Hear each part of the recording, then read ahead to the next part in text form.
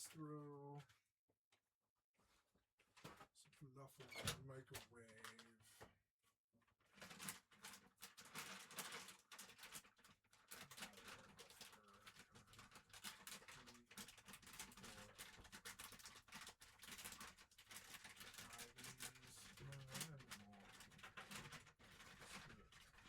Really good addition to the soup. Yeah, this is a good idea. Make the soup last much longer too. Okay, 90 seconds on the mofo. Yep.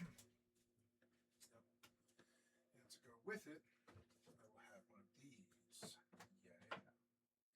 Or no, I will have the rest of the strawberry. I'll put some water in it.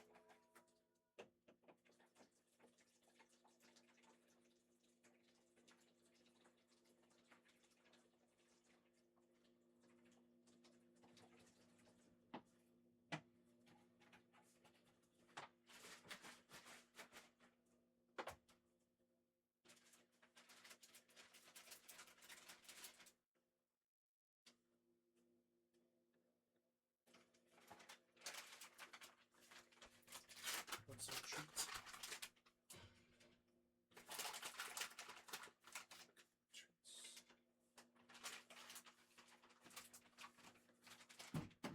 Ouch. Oh.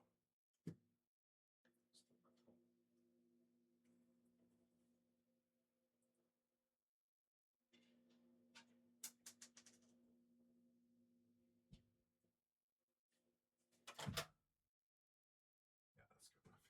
So here we go. Into there with those. Submerge them and stir them.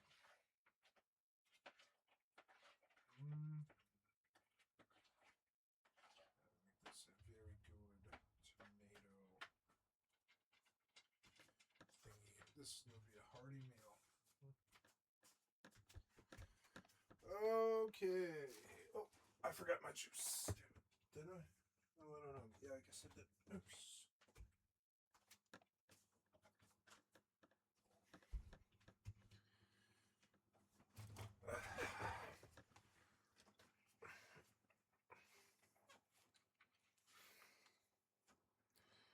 Gen Z just simply earns way less than it costs to survive. The average Gen Zer makes about $25K a year, which is around $21,000 a month, and spends basically all of it on bills or rent. Nearly half of Gen Z runs out of money before the end of the month ends, and that's not just budgeting, that's just survival at that point. And don't get me started on student loan debt, because the average Gen Zer also has about $30K of student loan debt on top of all of that. We are spending more on essentials than any other previous generation, and wages just keep going down, and the cost of living just keeps going up. You're not failing in life. The system is just has completely fucked us over. Budgeting does help, don't get me wrong. I still use mine to budget and track all of my expenses, but the system is still failing us. You can barely even survive in our system if you live on integrity and ideals, if you don't come from a family that already has money. So in order to get money, which is how you survive, you have to almost always go against, you have to betray yourself, you have to sell your time, and our system rewards and actually requires from you narcissism, greed, subservience just to survive. But if you want to rise, then greed, the willingness to exploit, being good at participating in a human ranking system. You have to have bad qualities to survive.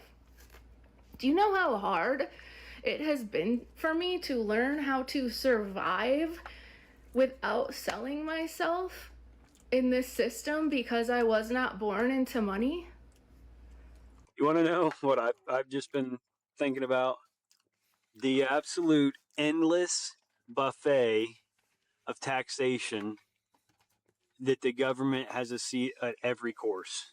I mean, as a roofer, right? If I want to start from the very beginning and I want to open a business, right? I have to pay the government to open a business and register that business with my state in order for that business to be taxed. Now, in Florida, I have to pay the state to get licensed.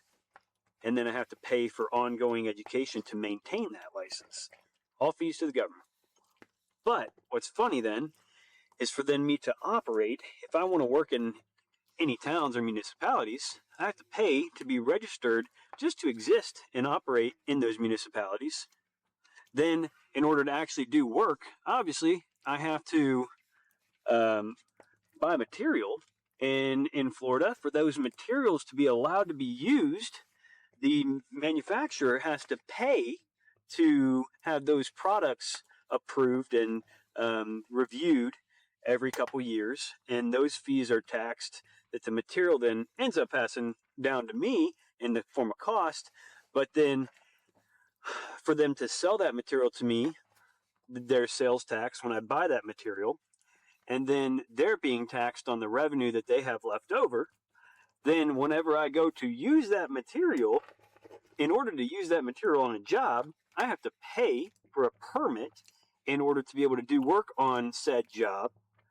Then once that permit is paid for, any income I make from that job that was already taxed 10 ways till Sunday is then taxed on the business level. And then the money that's paid to my employees is taxed on their end. And it's just crazy to me. Mm-hmm. Isn't that insane? Cost of living increases are not raises. It is crazy. Like we just did at our company that I'm the CEO of, we just did cost of living increases. And we did them for everybody in the company. Social Security Administration said 2.8% was the cost of living increase. Great. Everybody gets that cost of living because that's the pace of inflation, just to keep up. If you are a company who's out there and you're saying, hey, here's your raise of 3%, when really it's just cost of living, that's not the same thing. That's not the same thing. You need to give raises separately from cost of living increases, and raises come from doing a great job. Cost of living increases are just to keep up with inflation. That's it. It is your basic duty as a leader to make sure that people are taken care of, and moving people up to keep up with inflation is just a good thing to do. I don't believe that the government should tell us to do this. I just believe that you need to do it as a leader. Do the right thing. Take care of your people. Hey guys, Sorry, I'm kid, at I gotta Walmart. put my food away. Check this out.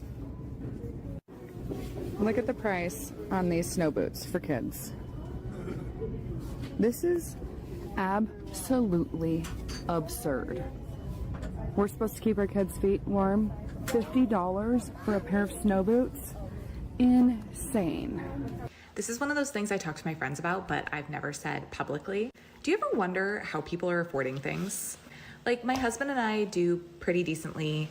We own a home. We each have a car with car payments. We have a moderate amount of student loan debt. We have one kiddo. We live in a rural town outside of Portland, Oregon. I feel like as far as millennials go, we're probably pretty middle of the road. And I think our spending is probably pretty middle of the road too. I budget, I try to watch our bills. We don't do a lot of shopping, but Amazon shows up more than I'd like. But then I see people who are like regular, and by the way, no judgment passing on these. This is just me wondering how this is possible. I see people who are regularly getting their nails done, regularly getting their hair done. They're constantly buying new home decor items. They're constantly buying new clothing that's on trend. Like, I just watched a video of a woman talking about how her costs for a pedicure are $200 for every pedicure. And like, while that's great, and I'm sure it's like a gorgeous pedicure, I don't doubt that the service is awesome. I'm just like, how is somebody going to do that regularly? And moreover, like, how are there enough people who can afford to do that to like make that service worth it, I guess, is part of it too. How come it's always we can't afford to pay our workers more than $15 an hour, but never we can't afford to pay our CEOs millions of dollars a year? Guys, I think I'm crashing out. This is the indicator of the recession. You can't tell me toothpaste is all $7, $7, $7, $7, $10. Like, dude. How is anyone affording anything? Because everything is expensive. It's like looking at Zillow and there's like a 2-bedroom townhouse that's a fixer-upper and it's like $875,000. Get bent. Or you're paying like $1,200 a month for some shitty Honda that like screams when you start the engine. Like, I don't understand. And like concert tickets, I know I've mentioned this before, but they're like $600 just to like sit behind a pole. But if you want like a decent area where you can breathe the same air as the freaking stage, it's like $900. What the? Or like all these people are going on these lavish vacations to like Greece or like Ireland. What? Or like kids' sports fees, they're like $300, and you get like some shitty polyester jersey and you don't even get shorts, it's just the jersey. Is this real life? So I'm convinced either one of a few things is happening. People are selling their feet for money, they're freaking selling plasma, they're literally selling nose nachos, or they're married to someone super wealthy, because I have no idea how the hell anyone is affording to live right now. The only fix to our current situation. How does anybody have enough money to live right now? I don't. Like, every day we have like a financial discussion. How are we going to move forward? Do we sell the house? What are we going to do? Complete intentional. That's what might happen too. We might have to sell all of this. It's insane. I don't know. My mother wants to move. I'm like, I don't know. The devil that we don't know is way scarier. And deliberate economic withdrawal. Now, economic withdrawal, to my understanding, is a little different from boycotting. Boycotting is withholding temporarily, looking for a change, right? And that's not going to work anymore. These people have shown their true colors. We are living in the world in their true colors, okay? Don't forget that. Economic withdrawal is complete withdrawal. The only power we have is money, right? That's just the truth, right? Wealth has conflated with survival, power. It is status. Wealth has been overconflated with way too many things. We have to pull our money out of these systems entirely. How are you? And build new systems with the money we pull in our image. We are seeing now the 1%, and they're not even elites. I wanna they're not elites, excuse me. They are more so insecure addicts who coincidentally inherited, who got lucky, people. I mean, let's just talk about it how it is. They got lucky, but they also so happen to be narcissistic psychopaths who only care about wealth, right? We are living in their world, in their image, built by people who only care about wealth. We have to pull our wealth out of their systems, out of their hands, and show them that we understand where the real power is at, and we have to rebuild systems that benefit the people, the 99%, the proletariat, the working class. Do you guys understand what I'm saying? Economic withdrawal starts as boycotting, but eventually turns into, we can do things better for ourselves, better than anybody else can, right? We're always listening to somebody who isn't present, who isn't within 5 miles of telling us what to do. Yet we are all going to our work with each other, doing the jobs, having fun with each other, upholding our communities, making our communities run. These people are only facilitators, mediators, because they inherited a bunch of money, or they don't have a shred of empathy or humanity in their bones, and they just decided to step on the backs of others to get what they wanted. These are the people that we're effectively listening to. After hearing that, would you want to continue listening to these folks? Economic withdrawal is the future. It is beyond protesting. It is us investing in ourselves, in realizing that we don't have to work for somebody else. The only reason we think we have to work for somebody else is because slave culture has been perpetuated worldwide. And until we can deconstruct that and realize we are the ones who do the work, and we are the ones who should be building heaven on earth for ourselves, while they sit in their jets, they sit in different countries, they sit in their big ass houses, while their checks literally hit their account day in and day out. God bless. I just checked my mail for the first time probably since October. My mortgage is going up in February. It's going from $228. Well, right now I pay $2,282.91 every month. It's going up to $2,547. Are they out of their mind? Yep.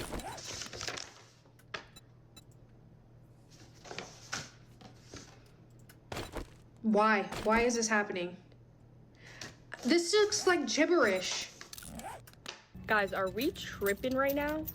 Or is mascara actually $25 for Lash Paradise? Look, this is one of the mascaras I use, $21.99. Wait, what? $21.29. Yeah, if the breeders can't even breed, like society will collapse. All of this, I would say humanity is sort of sorry, Kitty, I didn't mean to sit on you. You can stay up there if you want. Very good, Kitty. All of this rides on the breeders being able to breed, even the lower class ones. And if the breeders get blocked, then, then systemic change must occur. Bro, even Great Lash, this is $17. What? $17, bro. Are we tripping right now? Is this $6? I'm so confused. What is actually happening? I'm just going to lay myself bare here because something that I really want and something which I really struggle with is that I really want to buy a house, and I'm 35 and I'm a first-time buyer. Like, how are first-time buyers in their 30s now affording to buy a house?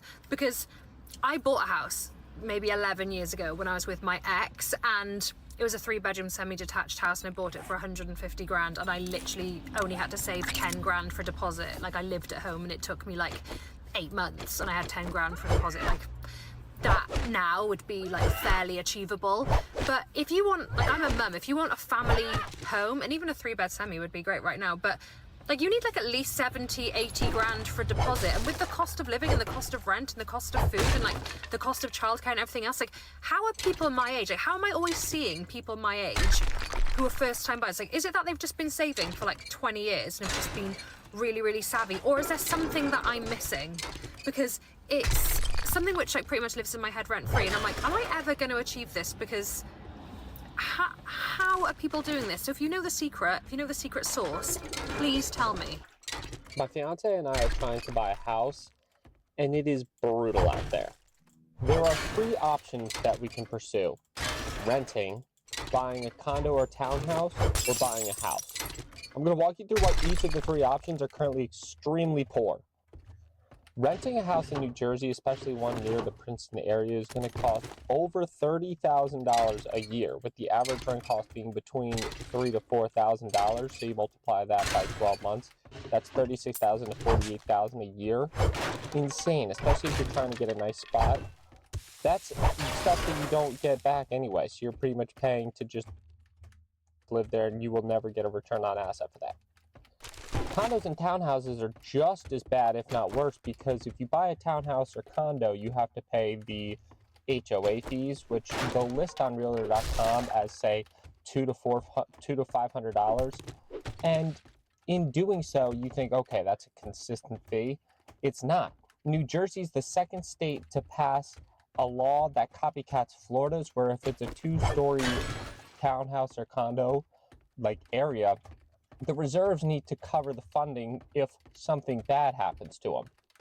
In 2021, the collapse of the Champlain Towers in Surfside, Florida, caused other states to look into adding more funds to the reserves so that they need to be able to pay down 85% of rebuilding all their structures if they end up collapsing. So there's going to be special assessments that are added that won't be put up front on Zillow or Realtor.com. And they probably won't even tell the homeowners anyway until it's about to happen. It's just like, by the way, you're going to have to pay this one-time special assessment. So if you want to get a condo or townhouse, you're going to need to search the reserve funding anyway, the reserve study anyway. And that's going to be brutal because you're going to have to pay in so much more to get to that 85% by the year 2035. Finally, trying to buy a single-family home is brutal because at the ones I'm looking on Zillow, either they're completely unfinished basements, they've had mold, anything, of course, in realistic price range is tough. Some of them don't even have 4 sides to the building, like there's just no bath. It's just brutal out there. My mortgage is going up by over $500 a month, so let's talk about it. I live in a starter house. Like, if you saw my house, we would all agree that I live in a starter house, and my mortgage is already $4,300 a month. However, I got a letter in the mail saying that my mortgage is actually increasing, and it's now going to be $4,800 a month. $500 It's going from $4,300 a month to $4,800 a month, and I've owned this house for like 18 months. I bought it in the summer of 2024, so do the math. It's not even been 2 years at this point, and now your mortgage has gone up by like factor in 30%. Any of the improvements that I've made on this house. I've already pulled. I think our country is headed towards some kind of crazy,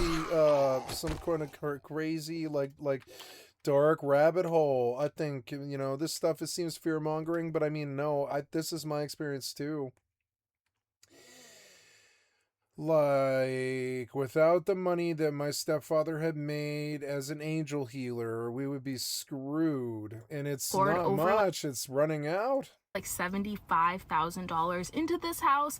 I'm constantly putting money into it's running updates. Out. Every day my mom's like, we got to figure out something.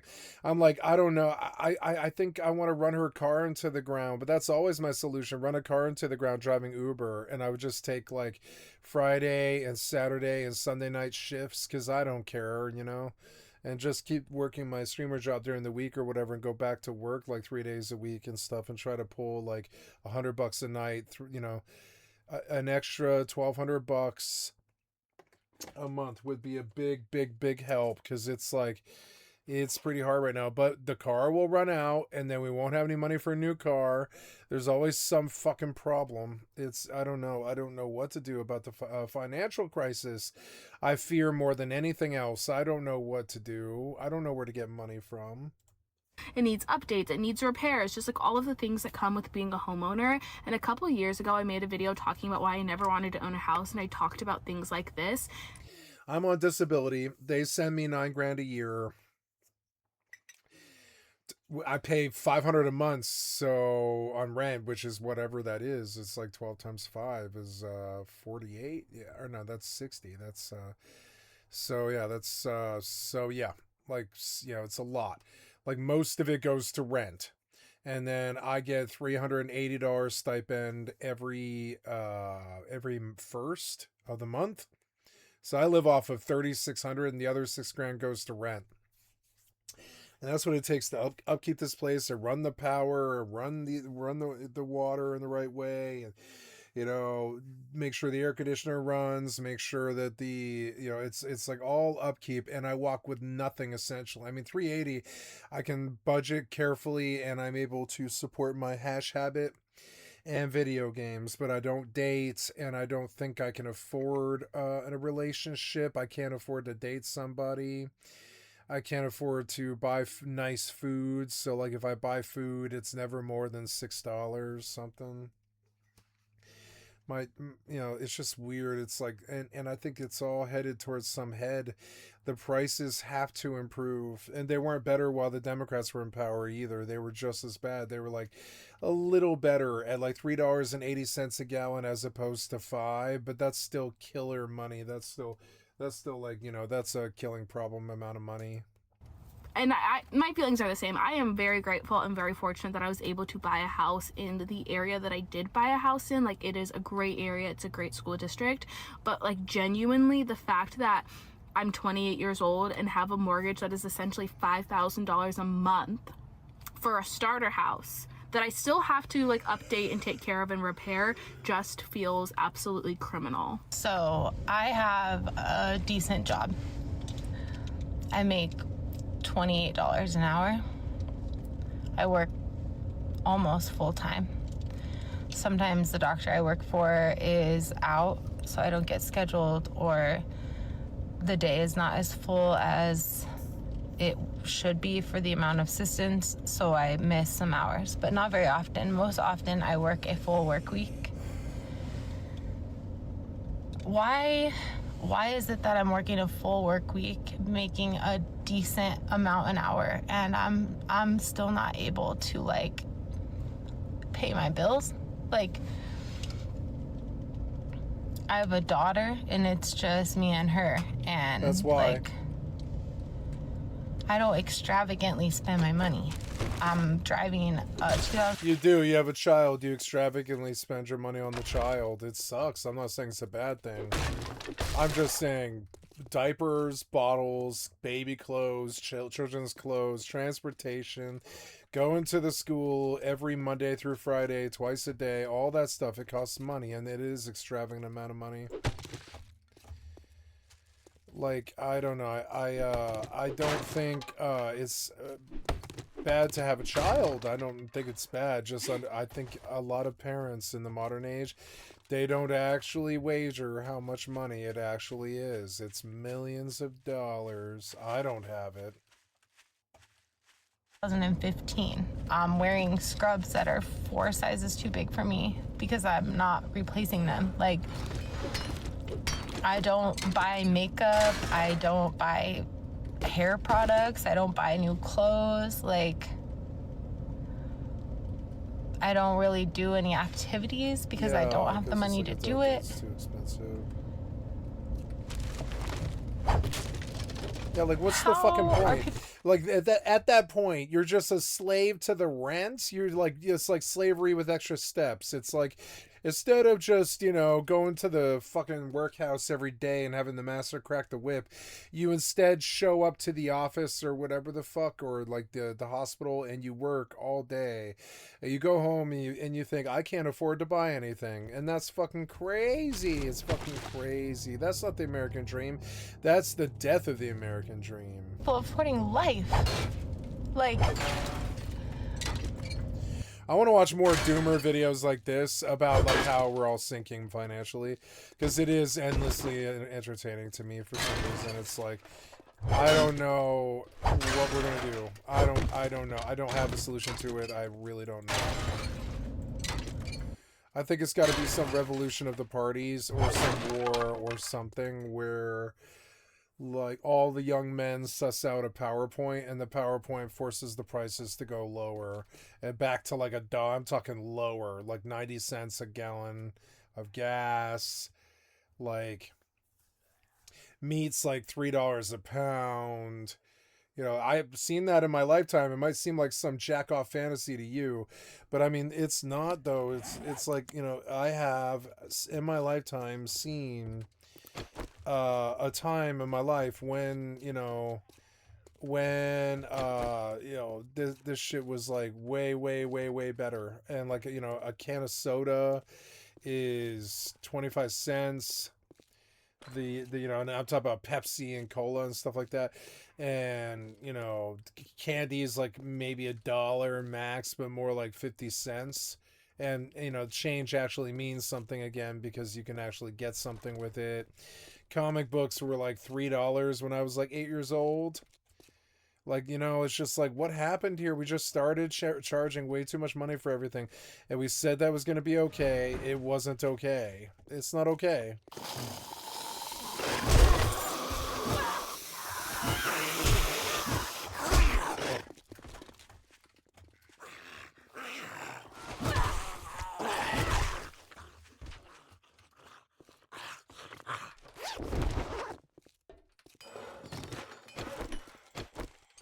I just feel stressed all the time.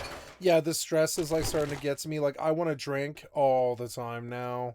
I'll just be honest about it. Maybe that sounds like being an alcoholic, but it's more like it's a time when I'm not stressed. When I'm drunk, I'm not stressed. And I'm stressed all the time.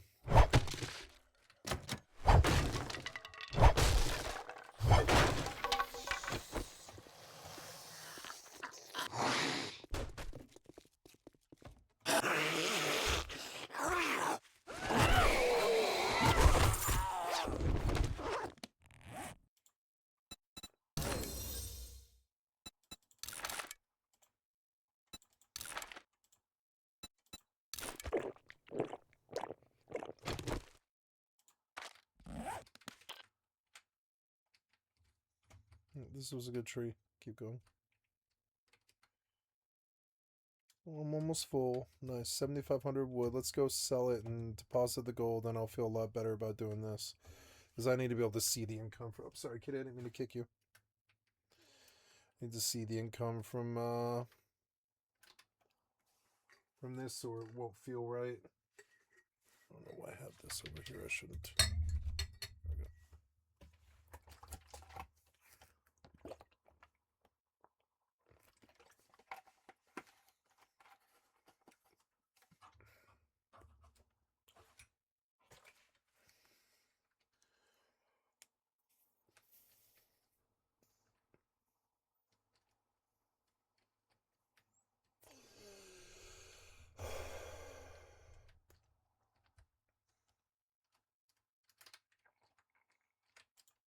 I'm stressed all the time about money. Yeah, and I feel stressed all the time about money, even though I don't feel like I'm struggling. I feel like I'm right at the line. I'm talking down to the dollar. At the end of the month, and I know because it's like another 11 days. At the end, right now I'm at like $72 left in my monthly budget. On the 20th, I buy liquor. That's tomorrow. When I go grocery shopping, because it's like my thing. I like being de-stressed about 12 days of the month or something like that. So on the like, I'll go to the store about 4 times a month and I'll buy liquor just because I'm not stressed for 1 or 2 days after that. And so when I go to the store, I'll probably buy a bottle of vodka. That'll be $25 of the 72, and that leaves me $50 to go through the rest of the month. There'll be something else, like I'll have to buy cat food or something weird, or like something else will happen, and the money will just be gone. Some game will release or something, and I'll just and I desperately count $72 all the time, being like, can I make it through the last 10 days of the month on $72? And that's okay. That's chump change to a lot of people, but it's not to me.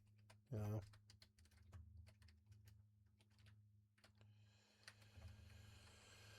So, Whitewood.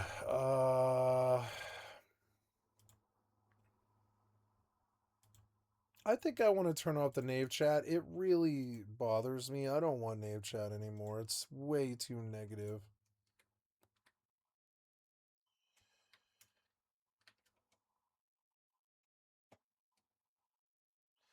Oh, items you have sold. Nice, my market. Oh, nice. Yeah, items you are sold. Recent trades. Cool.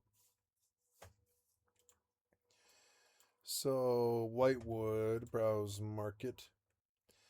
Go to buy orders and type in Whitewood. No, my keeper. There we go. Whitewood. Whitewood is going for a premium amount, better than Knave. So there we go. 55 gold for all that Whitewood. And I feel a lot better about doing all that wood chopping suddenly. 55 gold is pretty fucking good. 55 copper and silver. And there we go. We're at 200 gold. The first house is 300 gold. And so I will just keep working towards it. Well, yeah, these things should sell, but I don't know where the closest vendor is really far, so I'm just going to leave it here. Not Azog's loot.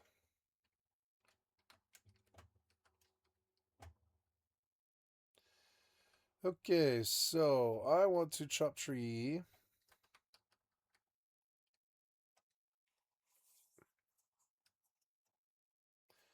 I'm learning that mounts are good if you have to go somewhere, but if you, like, I don't know, if you're just running around town, it might be better to do it on foot, because people just kill fucking pets in this. I like came to that guy's personal space, and he probably wouldn't like that. He's up north of the water. I'm gonna go, or sorry, west of the water. I'm gonna go east and just try to chop trees in this whole shebang here. Brown wood.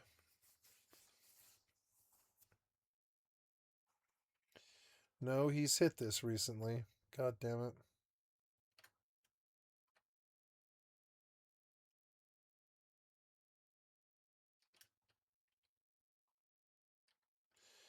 I can see putting a house out at Bandits and just stuffing gold into the bank. I don't know, like, or I should just stuff gold in the bank here. What's the difference between the bank and the house? Like, I don't know, but like I could put a vendor out there and I could do stuff out there where people wouldn't harass me as much. Like if like looking at this map, like I could build out far somewhere like that Zarsaron, like, oh, gold is 20 silver. Wow, 20 silver an hour, huh? Lucky, loot luck 5%, region benefits. Boss Rua claimed by Divine.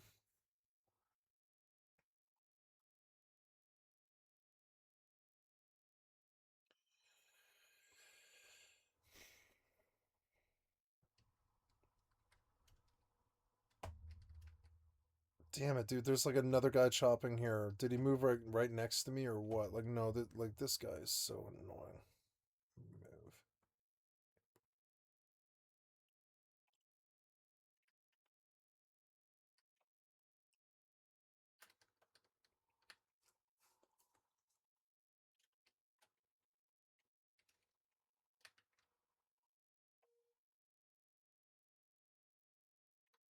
Nope. All these trees have been hit.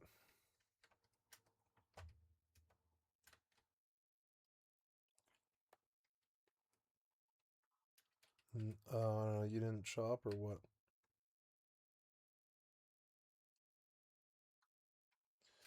No, depleted.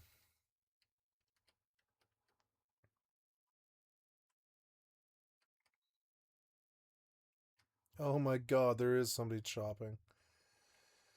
Wow, is there other trees in this place? I don't know.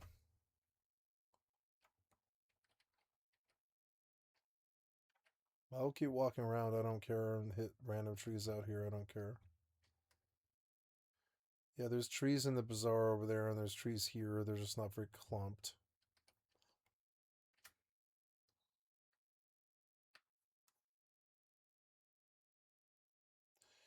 Depleted.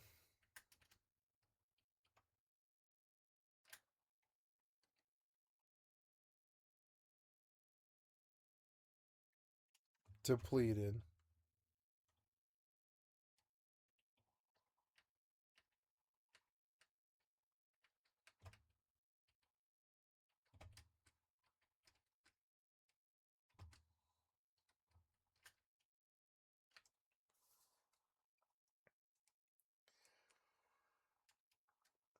Depleted. But like, I don't know. Like, it's insane.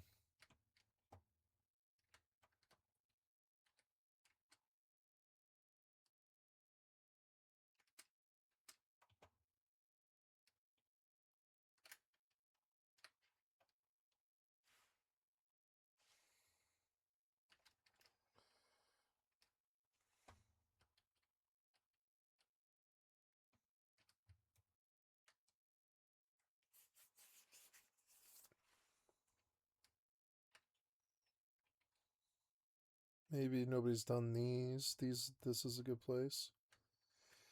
It's helping me learn the city. Yeah, these are untouched. And I know they say that like money doesn't buy happiness, and I'm not saying that I'm not happy, because I feel fulfilled in my life with my child and with my friends. But like, if I wasn't stressed about buying groceries or getting gas so that I can make it to work, I would be a lot happier. I'm drowning in credit card debt. And I don't know what to do. If you're seeing this video, you probably are also drowning in credit card debt, and I wish I knew how to help you, but I don't, because I don't even know what to do for me. So here's the story. I'm 30, I'm a stay-at-home mom of 2, and I have something called cystic fibrosis. And back in November of last year, I left my career, and I had been a working person ever since I could get a permit, because my health was deteriorating, and my husband and I decided it was more important that I stay home with the kids and stop trying to work at the same time and consider my health first, because obviously, if you know what CF is, it already shortens my life expectancy, and my kids deserve for me to be here as long as possible. So we did that, and everything was okay because my husband worked really hard and he figured out a way to bridge the gap between the two incomes, and it was good until it wasn't. And then we started putting stuff on credit cards, and we couldn't pay those credit cards off like we were used to. And then a couple months ago, we regrouped, we figured some stuff out, and we found some extra money. We did some extra things to make some extra money, and we started putting that towards the debt. But then our escrow went up. It was severely deficient, so our mortgage payment went up by $400 a month and took all of that extra money that we had found. And now I don't have the opportunity to go work. I don't have the opportunity, because of my health, to do anything else other than just take care of my kids and myself right now. And come next year, my husband's gonna try to do more stuff on the side from his actual career to make money. This is really embarrassing, and I'm kind of exposing myself here, but I'm going to be sharing with you all the things that I wasted money on as I was actively growing my $13,000 of credit card debt. I am not in that spot anymore. I've cut my debt down to a little bit below $5,000. I'm also saving up at least $10,000 to bring my mom on an African safari when she retires. So I've really gotten a good handle on my finances, and I've gotten a lot more intentional and frugal. Starting off strong, the first thing is I used to spend $100 every week on a house cleaner for my tiny little apartment for just my cat and I. And she wasn't even that good. And then when I tried to cancel, she wouldn't give me my keys back. But that's besides the point. I spent $400 a month for somebody to clean my apartment. I literally took this money out of my savings account every week to Venmo her. I'm not gonna lie though, the feeling of coming home every Thursday to a spotless house was, oh, it was incredible. Number 2, I used to shop at Whole Foods. I don't know what made me think that Whole Food shopping was in my budget. I was so incredibly delusional. I had no good reason for it, I just wanted to shop there. And my grocery bill would come out to like $300 each time, and that was just right on the credit card. I used to get my nails done every 2 weeks, which cost $100. I used to get these long, beautiful UV gel nails. I miss them so much. I love having my nails done, but that was an unnecessary expense. I used to get Botox in my face, and I forget how many units I would get. It used to be like $30 to get your nails did. I know because I bought it for girls before. It's not that bad. It used to not be that bad. Now it's probably 60, and that's a little too much. That's like buying a video game money. I think either 100 or 1,000. I got a lot. Not gonna lie, I do miss having it, but I mean, it's just not in my budget. This one I stopped doing at some point, but I was doing this for a while. I used to get lip filler. Lip filler is so expensive. Lip filler alone was $850. All of those injectables, right on my credit card. Remember one day I walked out of the injectable place and I just spent $1,700 on injectable. Right on my credit card. That was the price of my rent.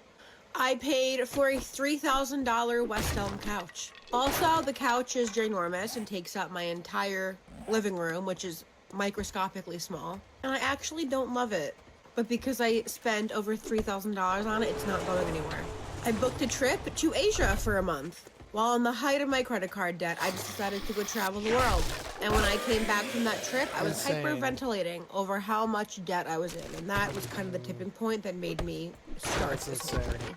I used to order out food all the time, and when I'm talking about ordering out food, I'm not talking a little bit here and there. I was ordering seafood boils weekly. Seafood boils. Talking like anywhere from $60 to $80 seafood boils right on the credit card. I bought my dad concert tickets for not one, but 2 concerts for $1,000 each. Man's never been to a concert in his life. I don't know why I thought he needed to go to 2.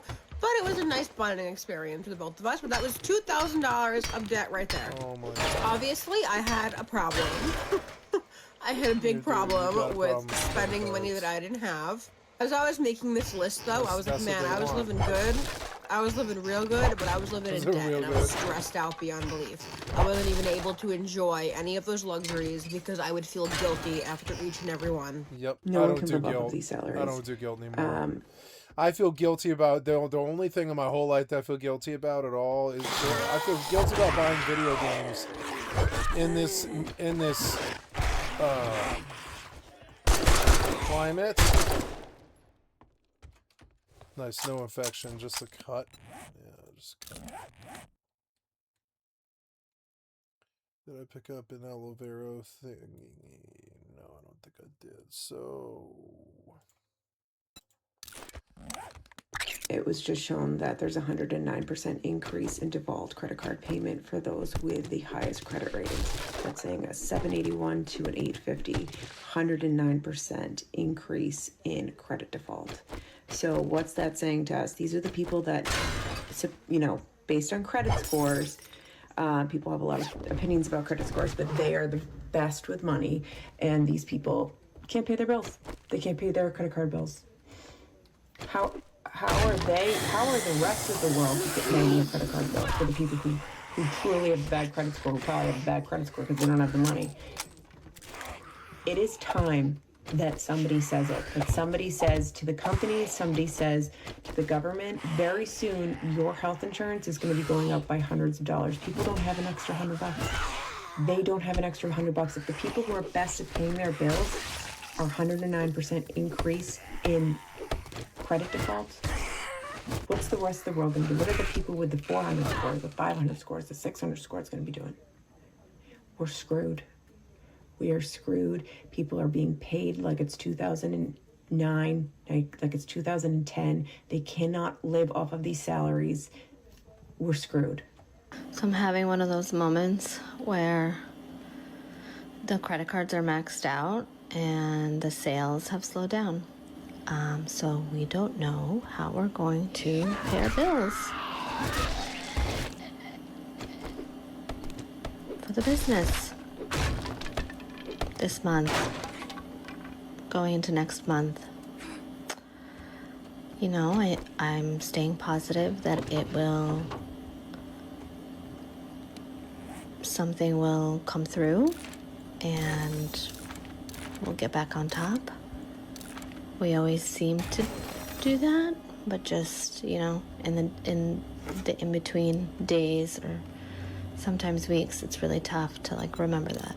So I'm just reminding myself that it'll be okay. And feeling like you were the only one. You were not the only one. Let me tell you this. I know we initially got this credit card because we thought we were going to be good and responsible, and we wanted to get the cash back, and we wanted to get the travel perks, and we told ourselves, like, I'm not going to overspend. I'm going to pay it off every single month. But then one month that didn't happen, and then one month turned to two, and one purchase led to another, and then things started to snowball, and now you are completely stressed. You feel like you are completely buried, and you don't know what to do. And it's almost gotten to the point where you're like, what does it even matter at this point? I might as well just spend. I might as well just get what I want. I might as well just put another couple $100s on here because we're already so buried. What's the point? I had a 700 credit score, even though I had $12,000 of credit card debt when I was in my 20s. Let me tell you how. At 18, I opened my first credit card and I started using it. And like most young people, I didn't realize what I was doing, and I racked up $12,000 of debt. So, you know, they keep saying that inflation's getting better, the dollar is not being debased, that things are looking better and better. But I look at real life. I look at what people are going through, and I am not seeing it. Okay, we are in a K-shaped economy, and the people that are doing really good, they're doing better, and the people that are not doing so great, it's getting worse. And this K-shaped economy is just, I don't like it one bit. Let me know your thoughts down below. Things are just getting harder and harder for the everyday American. This used to be a place that you could come here, follow the rules, work hard, do all the right things, make good decisions, and you would do well in life.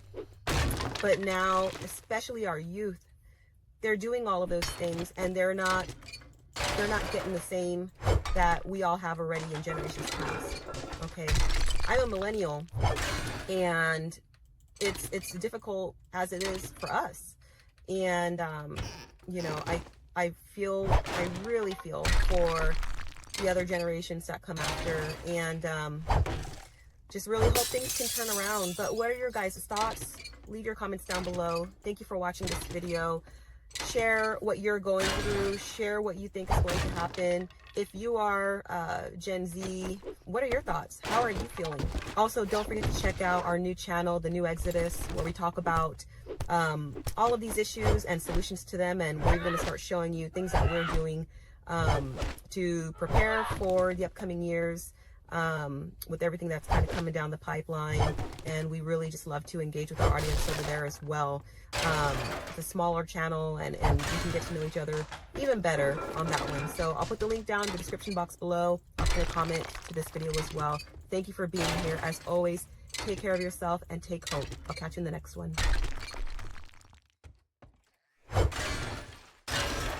Yeah, this was good. Good to hear my people say it. Like, you know, I want to hear them say it. It's getting so bad, we got to do something.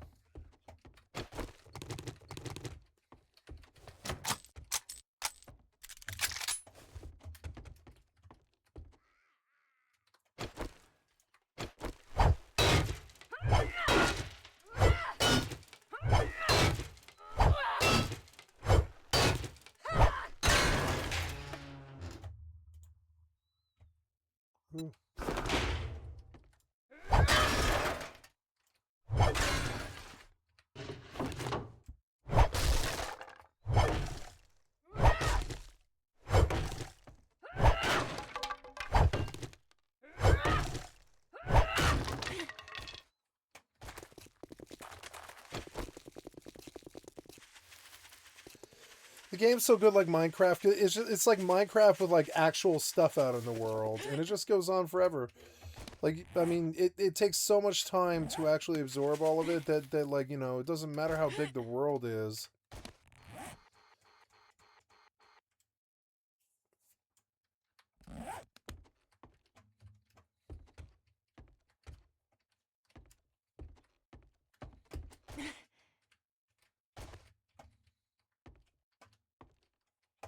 I thought oh yeah, I did. There we go. Yeah, it's 3 in the morning, is it? Yeah, that's a little late.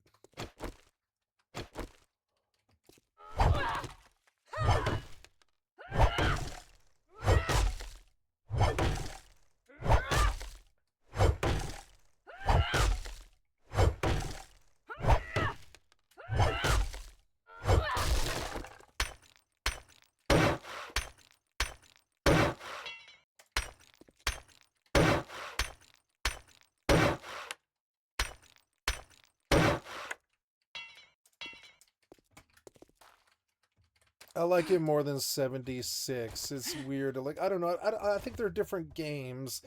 One is sort of a Diablo looter shooter, and the other is like a zombie survival builder. And like, and I'm beginning to like both of their styles and everything. I think Once Human is kind of a mix of both. It's a good game because it'll run on a potato, and it like really does have that Minecraft depth to it that goes on forever ever. Like, I don't think I've been to that place. I've been playing for 50 hours or something, and I haven't been to that place, I don't think. Or if I have, I've just like dashed in and spent like 2 seconds there. I haven't actually, or maybe I did clear this place. Did I clear this place?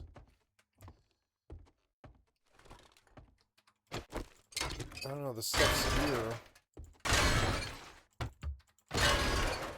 And that there's a lot of like this is what No Man's Sky was missing, like a fucking reason to ooh look, I really need that cooking pot. I've needed this for a long time.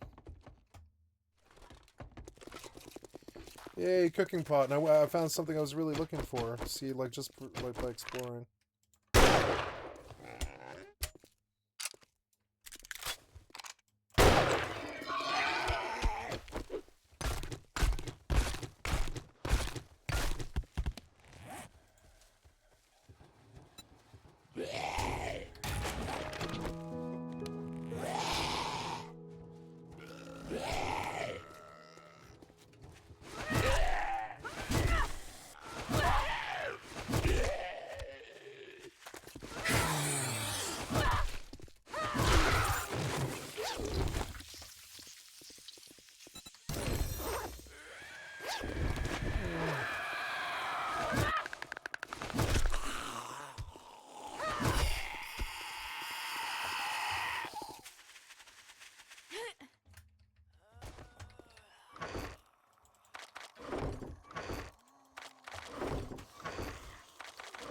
I wish Russ had this kind of, like, sorting system.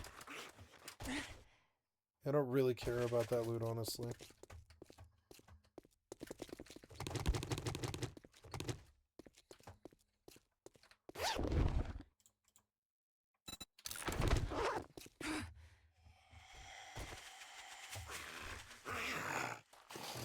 There's constant combat all the time.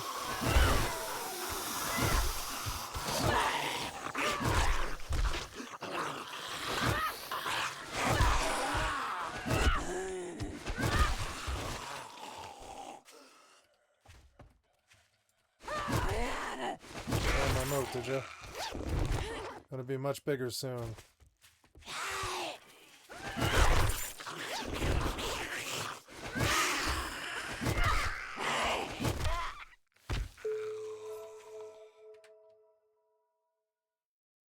$30 million for. Where did my thingy go? Oh, there we go. I guess I made a sale, did I? Oh, did I get my LSI? I did. Let's place it.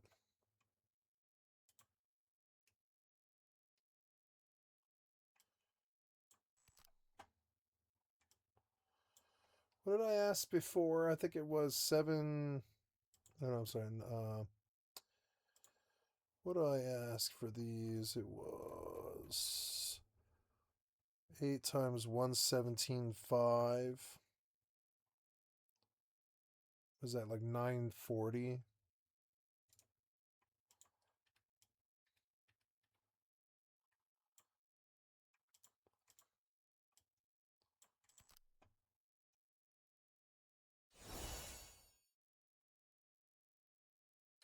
Oh, 840.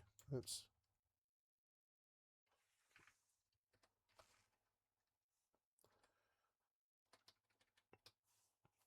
$131, but it's really so I would have to compete at 820, which is really not that good.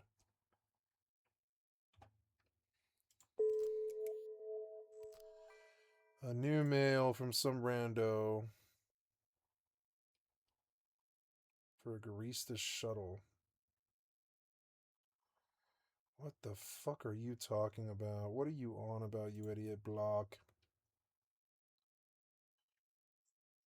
Block. Fucking toxic shitheads on these fucking games. Totally self-unaware.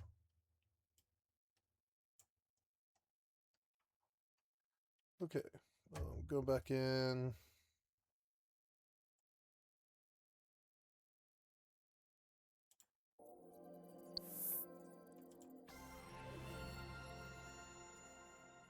This guy's mad because I took him on a Garista shuttle. Wait, what? Oh, never mind. It makes sense now. Sorry, that's some suspect ass shit. What the fuck are you talking about? What? No, I just won. It's a raffle. I took a 1 in 8 chance. 1 in 8 happens.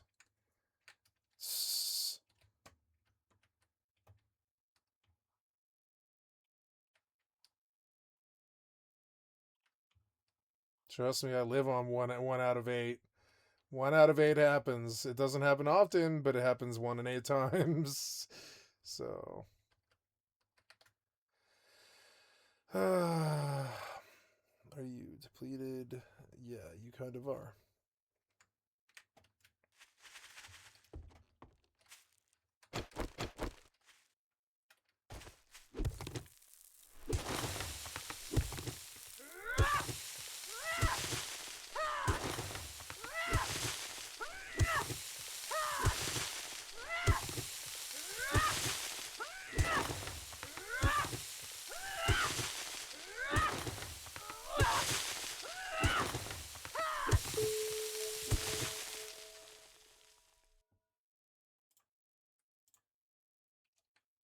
It's some suspect that shit. Oh no, 1 bet? You're mad about a 1 bet?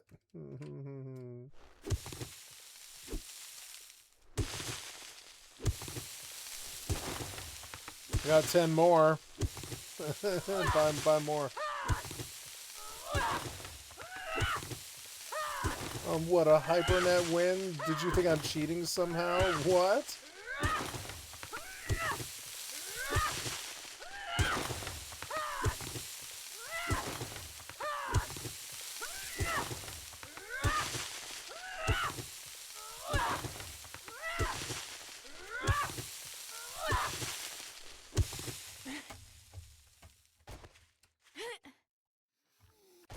Look, it's way better than Valheim.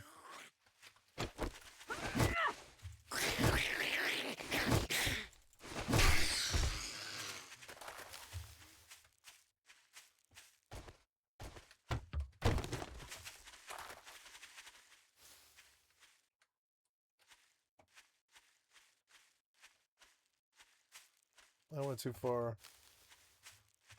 Oh, I could expand out if I wanted to, make it really big and just keep working on it every day. It is a really good game like that. You can just keep on going. Oh, I broke a nail. Maybe I will go out the east gate looking for trees. Yeah, like maybe I can just chop those trees for a while and people won't bother me. I don't know. Isn't there a banker right here, or there should be? I don't know. Sir Dukin Tosgar, what the hell is that? So, I guess I will try chopping tree out here just to see if people will leave me alone. There are guards. I doubt they will mess with me this close to town. Let's chop some wet wood. Oh, this one is depleted somehow.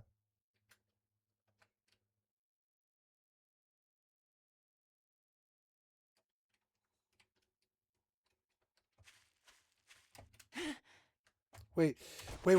There's water. There's like a huge source of water right here. I want to terraform the water. Yeah, I do actually. So, wait, there's a huge water source right here.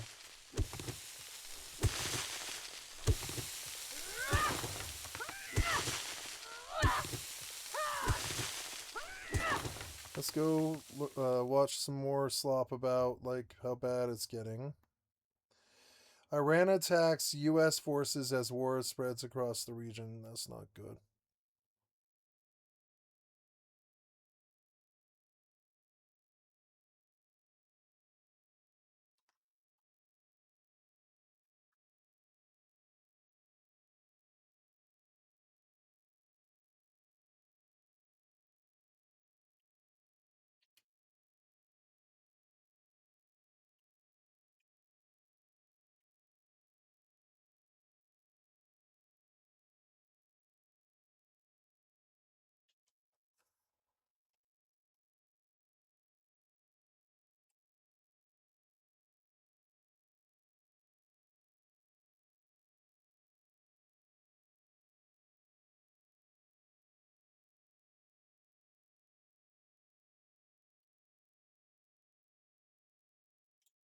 What if I told you a band saw a can of Bug Killer and they're like, man, damn, that's a friggin' awesome name. We're taking it. We're talking about a band that went $1 million in the debt, found out their accountant forgot to pay their taxes. The band's guitar player just walked out mid-tour to go play with his brother, only to come back 4 years later like nothing happened. Here's how Seven Deaths whips up an absolutely killer waffle. Atlanta, Sometimes Georgia, you gotta go 94. play with your brother. Benny Hornsby's this bass player. And he's got this freakishly good drummer, Morgan Rose. And they're in a band called Snake Nation. And it's fine. It's not really going anywhere. They team up with this guitarist, John Connolly, start recording some demos. Problem is, their singer is not great. They spend a whole year, an entire trip around the sun, just looking for a new frontman. And finally, they find this guy, LeJean Witherspoon. And man, does he have a friggin' voice. So now they got their lineup. Vinny on bass, Morgan on drums, John on guitar, LeJean on vocals. They bring in... I saw Seven Dust live with System of a Down and Rammstein for the Pledge of Allegiance tour for Toxicity. And they were fucking amazing. And I saw something that night that in the Seven Dust singer, he's a special man. He's a large black bodybuilder. And people were chucking bottles at him in the Fillmore because there was like 5,000 people pressing the Fillmore. People just chuck bottles because they're dicks like that. They're just dicks like that. It's just who they are. And yeah, and he was like, I remember he got up on he got up on the mic and he stopped the music and was like, and he yelled at us. He was like, I will take any motherfucker in this room. Stop throwing bottles at me. And he did cow the whole room. It was insane. He was bigger than anybody in the room. He was bigger than me. He was the guy who was the most in shape in the whole room of like 5,000 people, and everybody knew it. And everybody knew he wasn't fucking around, and they let him be. It was kind of crazy. This is what I wanted,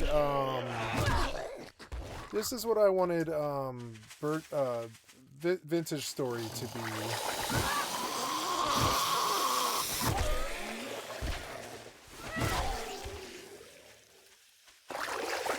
I want to make like a water moat. I don't know if I have to dig deeper though. How deep does this water go? It goes pretty deep, but I would have to dig deeper. I'm not really like out.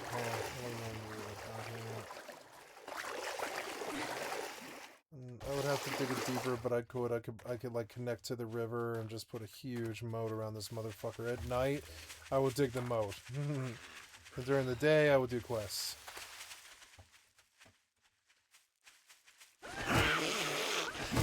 Graphics are good for how good the frames are. Sweet. Oops. So, did we finish? Yeah, resources almost. Hunter test going everywhere.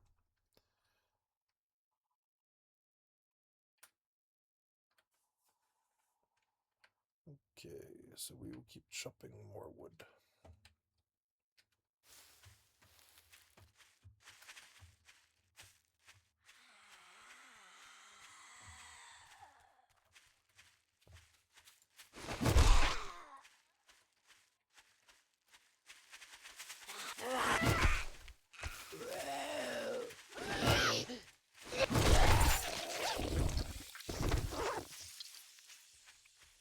For some reason, that zombie had 365 dukes. Which is a really good find.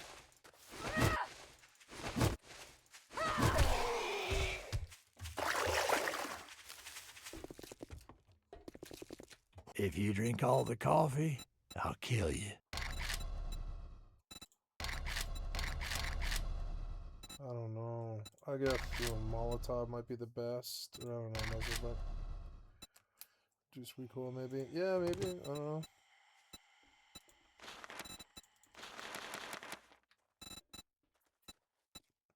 Let's make a pact.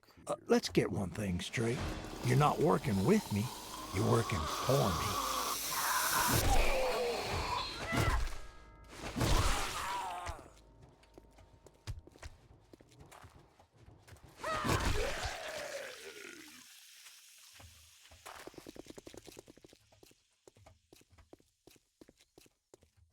I'm gonna buy bullets from them.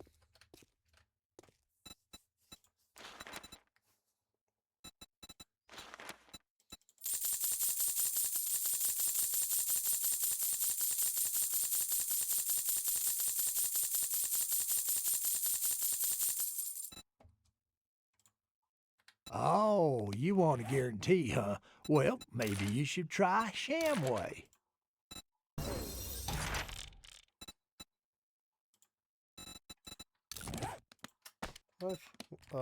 Muzzle brake did work for the, and it reduces recoil a little bit. That's good. So we go back.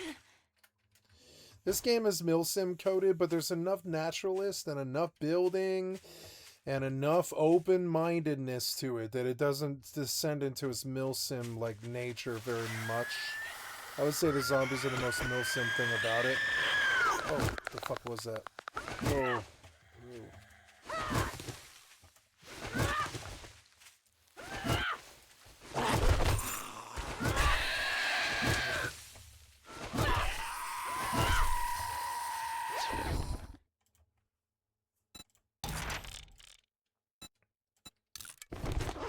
32 rounds on him, which is good.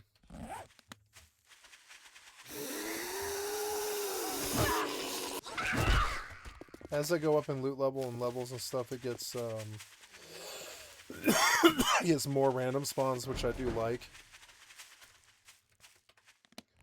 Eventually I'll move probably right there where the 3 areas meet. The green, toxic wasteland, and sand.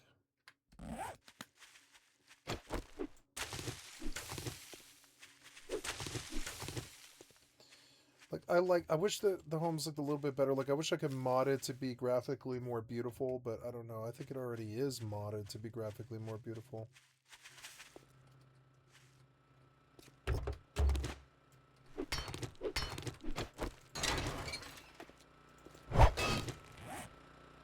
I'm not carrying around repair kits for some reason. And that's a no-no. Because, yeah, my shit's about to break. I'm gonna go fix that right quick, because this one isn't far away. I love the sandbox nature of it. Like, this quest sent me to this house, and I never would have come this direction to go to this house, but the quest took me there, so... This is one of the greatest games ever made.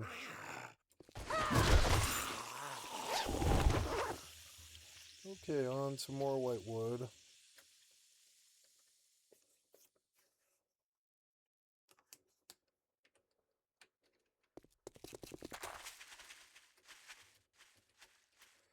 They're playing well on GeForce Now. Grand Theft Auto 5 isn't, though.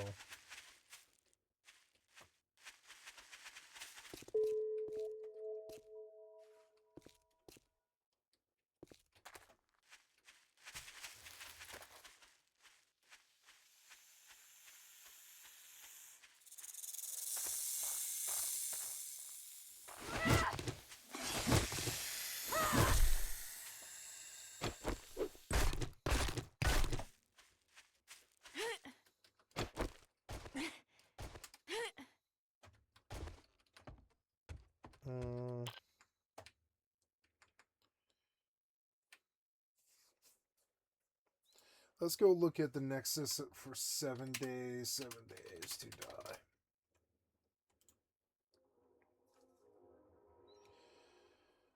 Popular. SMX.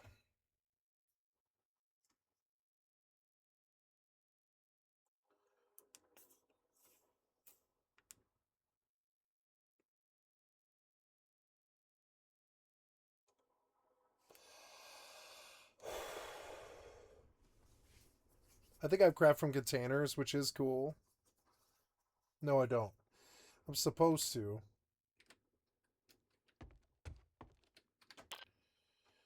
Let's exit real quick, and I will go and try to restore the mods to this game.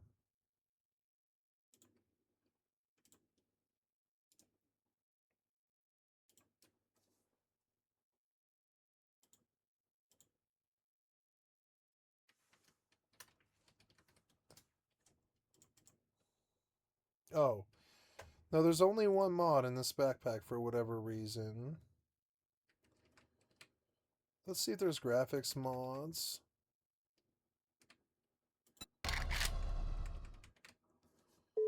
I want craft from container. I had a whole stack. I thought, no, it changed, so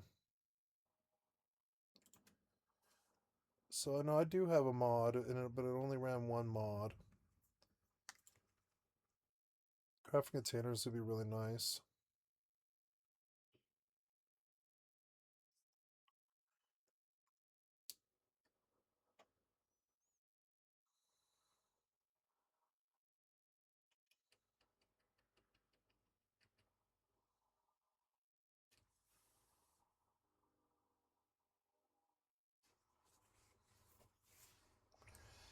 ADHQ, textures, lighting, environment, right?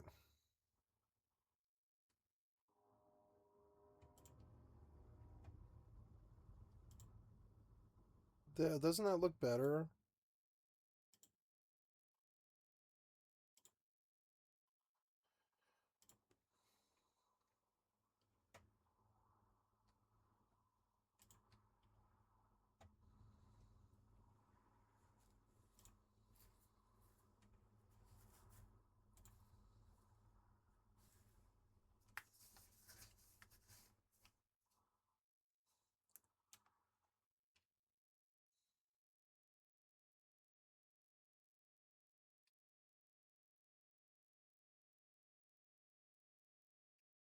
2K, 4K.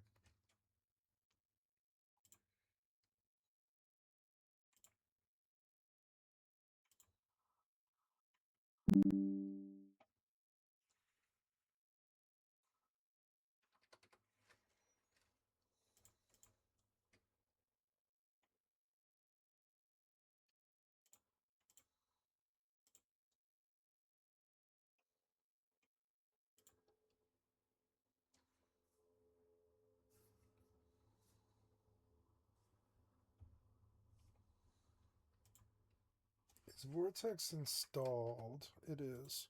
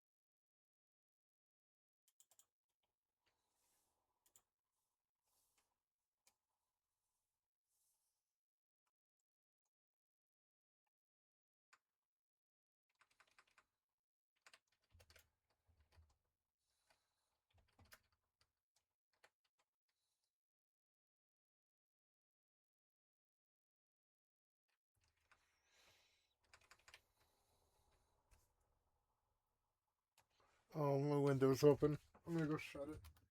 Hi, kitty. I love you.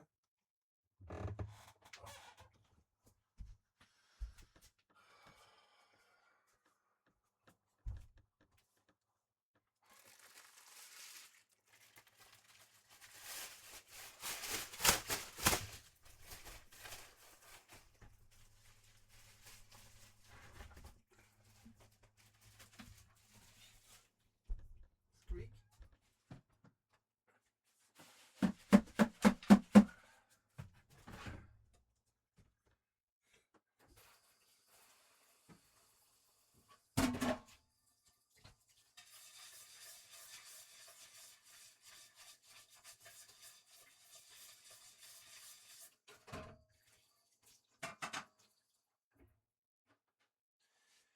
Okay, kitty, it's that special time.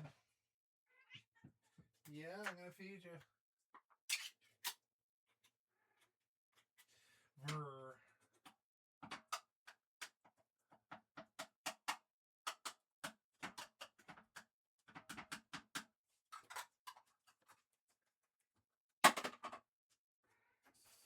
Yeah. All right.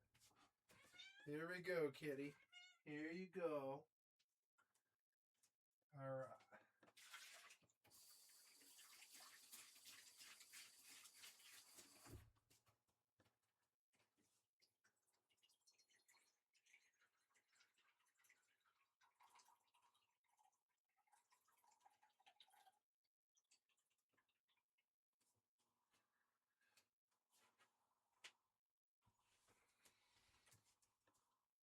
Okay, special kitty, you're all set. Oh, I didn't shut the window.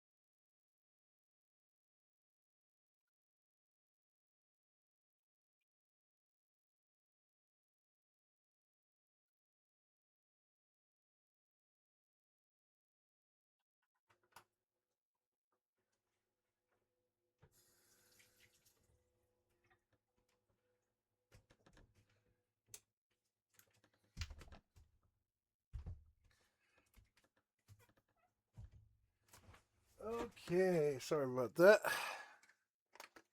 Okay. Here we go.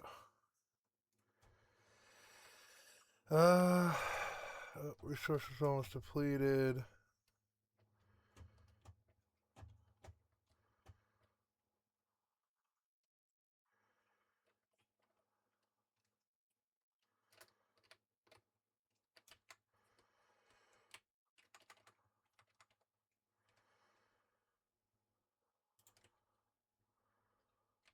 Oh, good. It'll be done in 5 minutes. Yeah, this HT overhaul.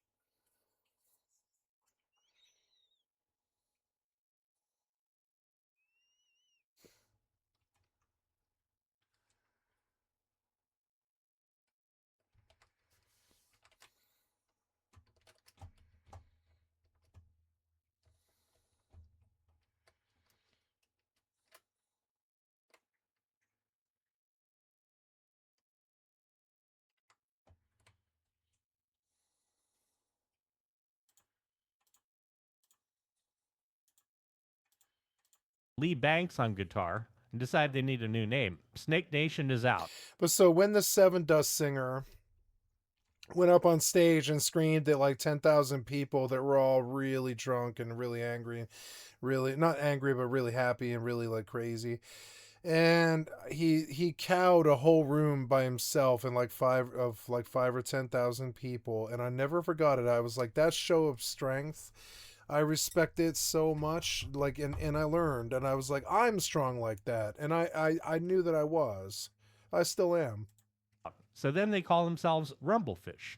But it turns out that there's another band already called Rumblefish. So that didn't work. Back to the drawing board. They changed their name to Crawl Space. And this one feels right. They're playing shows. They get a song, My Ruin, on the soundtrack for the Mortal Kombat game compilation album. Things are looking pretty damn good until they get a letter. And this letter came from this other band. They happen to be called Crawl Space on the West Coast. And this other Crawl Space is like, hey, that's our name. But for $2,500, you can have it. And the band's like, nope, they're not paying some other dudes for a name. Lee Banks is like, you know what? I'm friggin' out of here. He gets tired of the touring schedule. There he is. Anyway, so he quits. And so they replace him with Clint Lowry. And now they're back to square one, needing a name for a third time.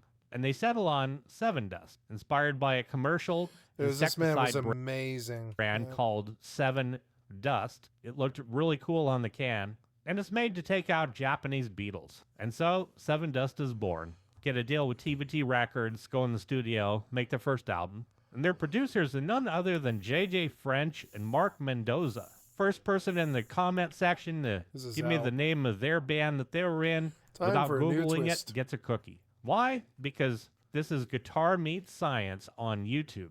And if you look up and see any other channel name there, you make sure you smack them hard in the comments. So they got these wild and crazy guys as producers. And in 97, they released their self-titled debut, Seven Dust. It's got heavy tunes on it. Bitch, Black. Its first week, it sells a whopping 311 copies. Nice number, 311. So, you know, it's not quite gold, not quite certified toilet paper or triple plywood as I've referred to before. We would probably put that into the certified plastic category. I mean, you can sell more albums out of the trunk of your car, but the label sticks with them. And then something happens. They're invited to play Ozfest in 98. Dynamo This Open is Air. Panda And at that point, Pen. people start noticing. Song Black Banana becomes Runts. an opener for every show. And people are like, man, this band is friggin' pure fire. Slowly but painfully, that album with the bug spray name that sold 311 copies starts selling. On May 19th, 1999, it is officially certified gold. Graduated from plastic. They made it, kind of. So now, with a gold record under their belt, they're not just some local Atlanta band anymore. They're the real thing. In August of 99, they released their second album, Home. This one does even better. Actually, a whole hell of a lot better. Hits number 19 on the Billboard 200. Get Chino Moreno from the Deftones to sing on it. Yeah, and it they was good. absolutely freaking slay Waffle on Late Night with Conan O'Brien. I know that sentence sounded weird, but they do. They friggin' slay that song on there. And then they go to Woodstock 99. You know, the one that ended in fires and riots and a whole hell of a lot of bad press. I know I spent tons of unremembered time at that event. All a big blur. And Morgan Rose remembers needing a full security escort just to get to the stage because the crowd was already turning ugly. Right in the middle of Yeah, this my- dirty ass porta potty. My pen is like stripped. The little screw thing on it.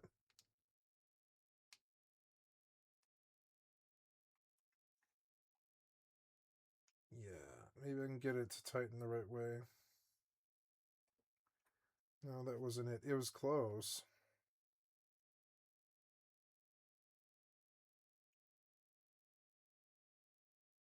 And now it's stripped.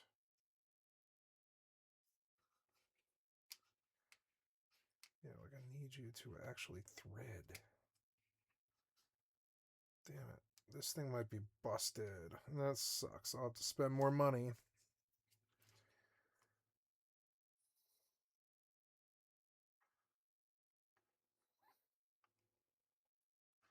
Oh, this thing is stripped. No.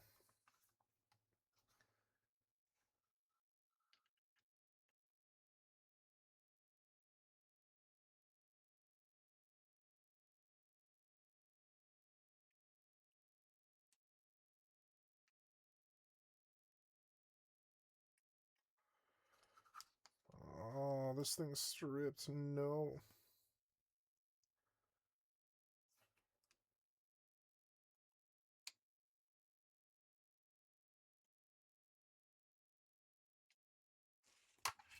Burning disaster. And yeah, I mean, they're on the same bill as Korn, Limp Bizkit, Metallica. Remember, Bush went on and everybody was already kind of walking out at that point. I mean, how do you follow Korn at Woodstock 99? It's about all I remember from it. They're everywhere. They're on Tattoo the Earth tour with Slipknot and Slayer, opening for Creed, Kid Rock, Godsmack, Disturbed. If you were wearing baggy jeans and had a chain wallet in the year 2000, you probably saw Sevendust open up for somebody. They're the ultimate plus special guest. And then comes 2001, their third album, Animosity. And this is the one that really breaks them onto the mainstream. Goes gold thanks to two huge singles, Praise and Angel's Son. Angel's Son is a solid, emotional ballad, a tribute to Lynn Strait, singer of the band Snot, who was a friend of I theirs love Snot. who died in a car crash. The song hits number Snot 11 was on the better rock than chart. them. And this leads to one of the more surreal moments in rock history.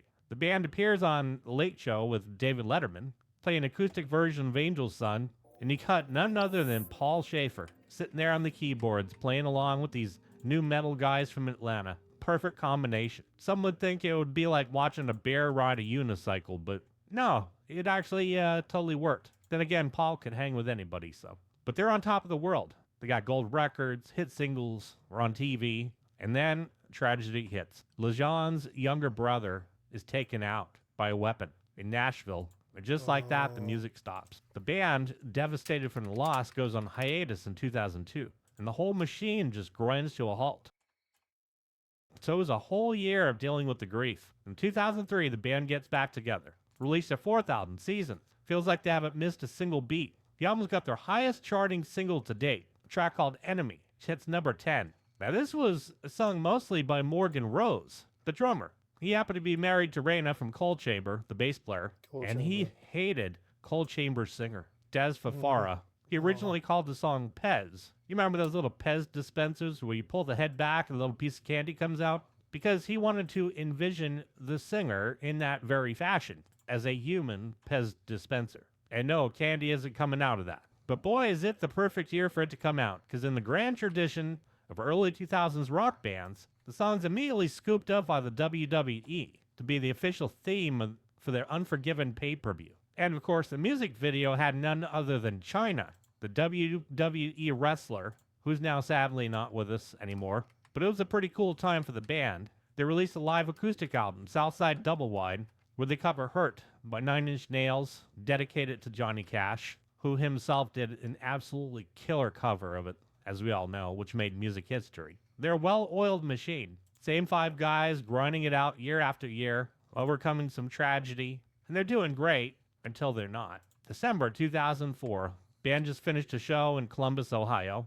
and that's when it's announced that Clint Lowry, their guitar player, primary songwriter, has left the group. Right mid-tour, played a show and then peaced out. And the reason? He wanted to go play with his brother, Corey, in a new band called Dark New Day. They had just gotten a big deal with Warner Brothers Records, so Clint decided he'd rather be there. So he walks. Now his bandmates are stranded on the road with a bunch of shows still to play. Imagine getting that call. Yeah, hey, it's Clint. I'm not coming to the show tomorrow or ever again. My brother's got a record deal. Good luck with the rest of the tour, though. So now the rest of the band, they're scrambling. You got to find a temporary fill-in just to finish the dates that they've already sold tickets for. Total gut punch. Make things worse, right around the same time, they part ways with the label, TVT Records. So in the span of a few weeks, they've lost their main songwriter, the record deal, things teetering on the edge of collapse. They bring in a permanent replacement for Clint, a guy named Sonny Mayo, who played in the band Snot and Amen,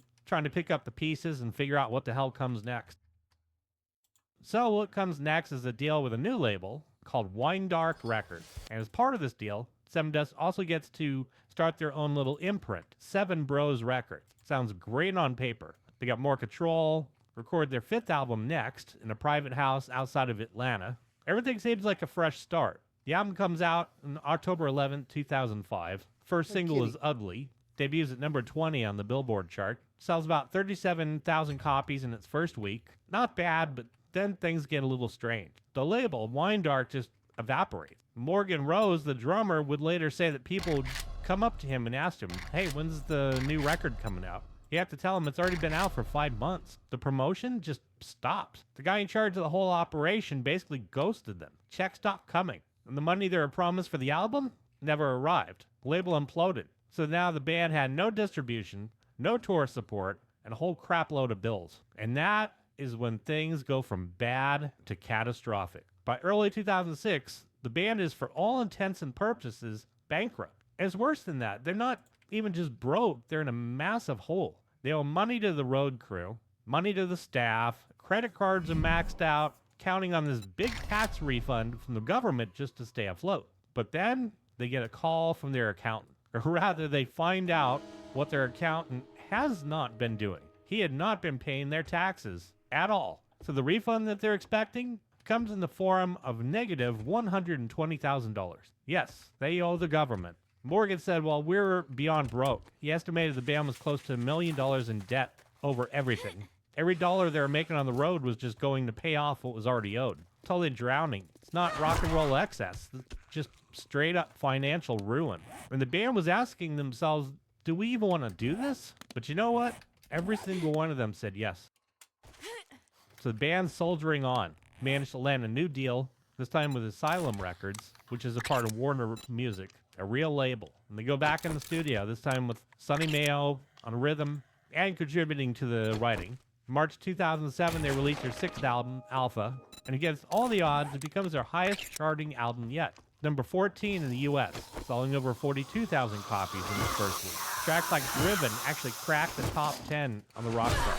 Looks like they finally pulled themselves out of the nosedive. Headlined a 57-date tour, put out a CD-DVD combo, Retrospective 2. For the first time in years, things are finally stable. Head back in the studio to record their 7th album, Chapter 7, Hope and Sorrow. Comes out in April 1st of 2008. You got Chris Daughtry on there as a guest from American Idol, members of Alter Bridge. That one debuts at number 19. And they're back. They survived bankruptcy, the earlier tragedy with Lejean's brother, a lineup change, and a disappearing record label. And then on March 26, 2008, just before the new album drops, they make an announcement, something nobody saw coming. Clint Lowry, the guy who walked out on the mid-tour 4 years earlier, was quitting his brother's band, Dark New Day, and yes, he was coming back to Seven Dust, which is excellent news for fans of the original lineup. But it raises kind of an awkward question. What about Sonny, the guy who stepped in when they were in a crisis? The guy who helped write and record their highest charting album? Well, he's out, just like that. Morgan Rose puts out a statement that is a masterclass in corporate speak brutality. Said this was extremely tough considering Sonny is our brother, and he has been so amazing to work with. And you can feel that butt coming from a mile away. Says, Sonny didn't do anything wrong at all. We just owe it to ourselves and all the folks that grew up with us to put our original band back together. Translation, thanks Sonny for saving our asses. You're fired. We got the old band back together. Good luck. One of the more coldest, ruthless lineup changes in modern rock. Drop the guy who helped them through their darkest hour the second the original parts become available again. But business is business. So all the original guys are back in the same room. It's like 2004 never even happened. Then they hit that road immediately, touring again with Disturbed, playing for U.S. troops in Iraq and Afghanistan. 2010, they released Cold Day Memory, first album with a classic lineup since Seasons. Debuts at number 12 on the Billboard 200. And from here on out, Seven Dust just becomes this weirdly reliable machine. They put out Blackout the Sun in 2013, an acoustic album called Time Travelers and Bonfires in 2014. Put out Kill the Flaw in 2015. They become known for their consistency. And for one other thing, canceling tours in Australia. For a while there, it was like they announced and pulled out of more Australian tours than they ever actually played. Got so bad that the guitarist, John Connolly, had to address it, basically blaming a rotating cast of old agents and managers for booking tours that were just not financially viable. Australia just couldn't get a break. Hats off to my Aussie friends out there, full of awesome music regardless. In 2016, something else unexpected happened. The song Thank You from the album Kill the Flaw gets nominated for a Grammy for Best Male Performance. Band's first ever Grammy nomination after 2 decades in the business. And it's a big moment for a band that's always been the underdog. A band that clawed its way back from all this debt and they lose to a Swedish band called Ghost. Which brings us to the central irony of Sevendust. They survived. While all the other bands that they came up with were self-destructing, they kept on grinding. And they had gone through all those times where like, why aren't we bigger? Why aren't we as big as some of our friends? Then you look at it. Creed. Well, you know what went down with that? Drowning Pool. Ended up basically drowning in the pool. Limp Bizkit. Well, they kind of fared well for the most part, but definitely rocky. And so, for a band who's just been through hell and back so many times, took that choice to continue to soldier on, I am happy to say that it's one of the rare happy ending stories of my repertoire of videos. And lo and behold, it's with a new metal band. Unfriggin' believable. And yeah, that Waffle song friggin' slaps. That's my favorite one of the bunch. Crank it up in the headphones. Like, subscribe. Thank you.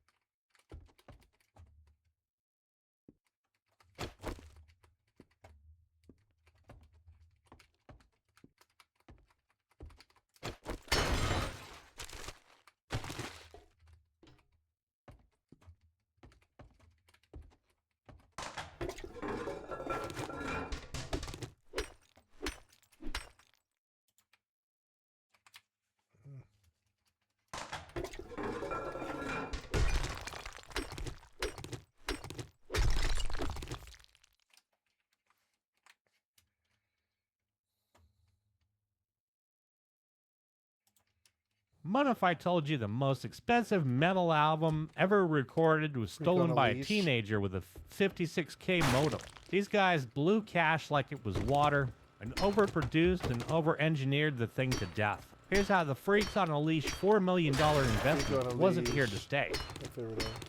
Summer 2001. Korn just came off with 2 massive multi-platinum albums. They got millions of dollars in the bank, and they're exhausted as hell. And by this time, they secretly just cannot stand each other. Can't stand being in the same room for more than 10 minutes. But Epic Records, however, does not give a crap about their personal problems. The label wants a new album. And the executives write the band a blank check. They tell Korn to go in the studio and make them a freaking masterpiece. So the band decides to leave California. Want a new vibe, new environment. So they head to none other than Scottsdale, Arizona. This place is flat, located right in the middle of the desert, and the heat is friggin' incredible. Could easily fry hot dogs on the sidewalk. But these guys have cash. So to make it easier, they don't stay in a normal hotel or standard rental property. Instead, they rent 5 separate, massive mansions. Each member gets their own multi-million-dollar house. Places have circular driveways, imported sports cars parked out front on the hot pavement, marble floors, air conditioning units on the roofs pumping so hard the glass windows fog up on the outside. And the bass player, Fieldy, takes his rented mansion and turns it into a chaotic frat house, throwing parties every single night, totally out of control. Fieldy. He prints out thick I stacks love Fieldy. of illegal liability waivers. If you want to walk into his house and get smashed, you have to sign a legal document. Promise not to sue him if you fall down the stairs or break your neck. Fieldy hires a personal 5-star chef, cook an expensive filet mignon, massive lobster tails, prepares all these spreads of highly expensive catered food that just sits on the kitchen island, gets cold while the band members sleep off their hangovers until 3 in the afternoon. The physical waste of cash is staggering. Fieldy drinks heavily all night, wakes up in the morning, empties his guts, and then gets in the expensive car and drives to the recording studio. So imagine the studio, freezing cold inside. Band hires a producer, Michael Beanhorn. That's who the whole generation was. And this guy is a perfectionist. Demands the absolute best audio gear on the face of the earth. You're talking digital sound equipment that samples at 96K, which is still pretty damn good even for today. Back then, it was extremely cutting edge. Brings in massive heavy reels of 2-inch analog tape. Studio assistants have to physically... I have to get up in the morning to go to the Social Security Administration, and I will have to go to bed early, so I think I'm going to switch the whole script here.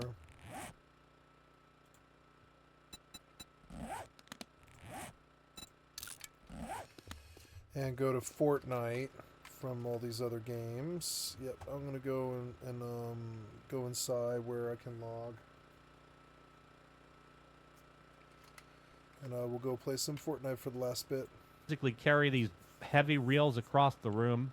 They got to thread that thick brown tape on those reels and stick them in those massive that was Jesse Pinkman when he first like blew. Look, thread that thick brown tape. There it is. It's Jesse Pinkman. It's Aaron Paul when he was very, very young. He was a fancy face, yeah.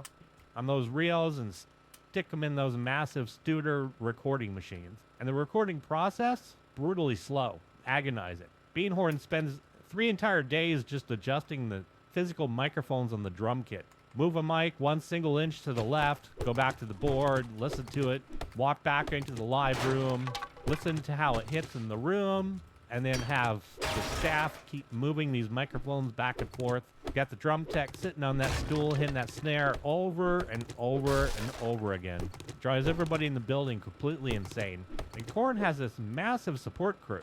Dedicated guitar techs, bass techs, drum techs, personal assistants, all getting paid buttloads of cash, but they do absolutely nothing half the time. Sit on those expensive black leather couches in the studio lounge, eating the catered food, watching daytime TV, waiting for Beanhorn to finish moving his microphones.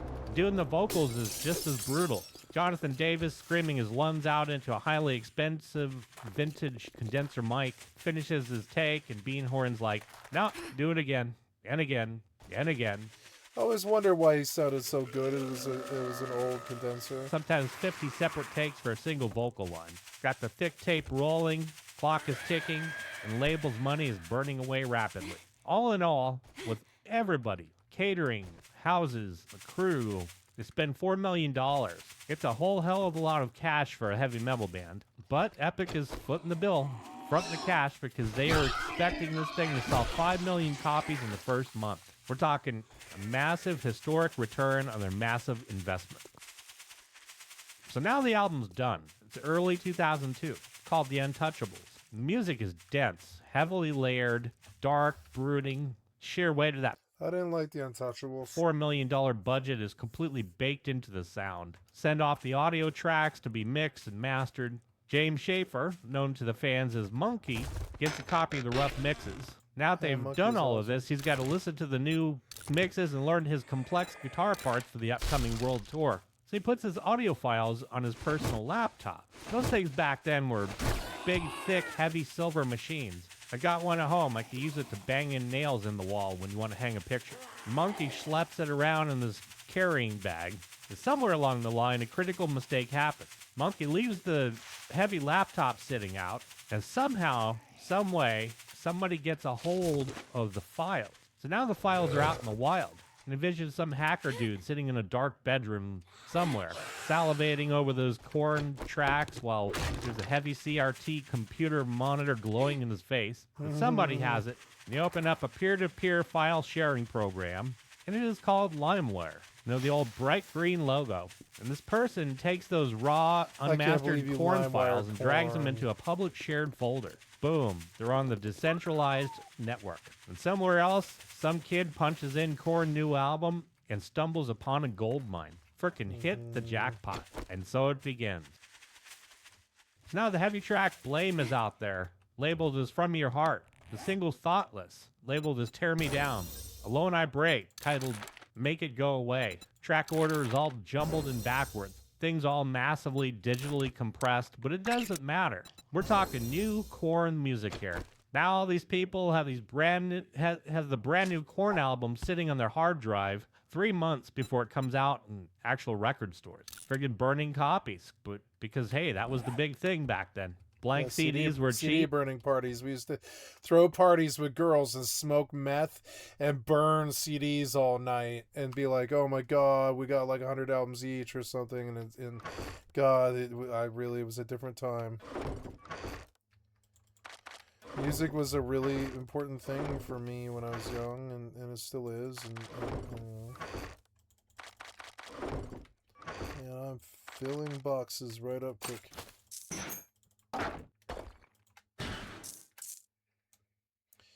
I do need repair kits though. I've got repair kits here somewhere. I think I want to carry a second pair of bandages now.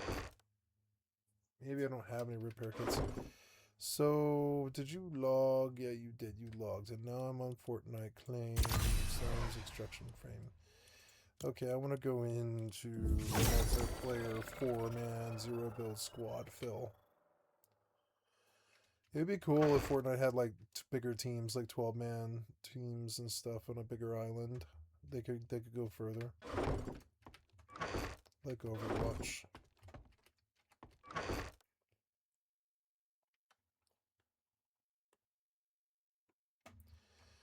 I need repair kits, but I don't know where they are. Repair kits. There you are. Okay, so going to exit this game now. And very easily passed around, and relatively lossless. And like a virus, it's just spreading everywhere. People burning copies for one another like it's going out of style. It hits the corn space message boards. With the fan servers crashing from the massive web traffic. Thousands of fans trading the rough, unmastered mixes. There was no content ID back then. It was a wild, wild west. You could share anything and everything, pretty much undetected. And the music, entirely out of the band's control. Then you got Jonathan Davis back in his nice place in California, all decorated with dark, heavy gothic art. And of course, serial killer memorabilia. And he gets a call. A representative from the firm, Korn's official management company in LA. And he's like, well, the new album is fully available on the internet. And at first, Jonathan doesn't understand what the hell he's being told. He's like, what does that even mean? Maybe the record label put out a promo single early by mistake? Manager's like, nope. Some high school kids are out there downloading the entire 14-track album for free on file sharing sites. Jonathan goes through the frickin' roof.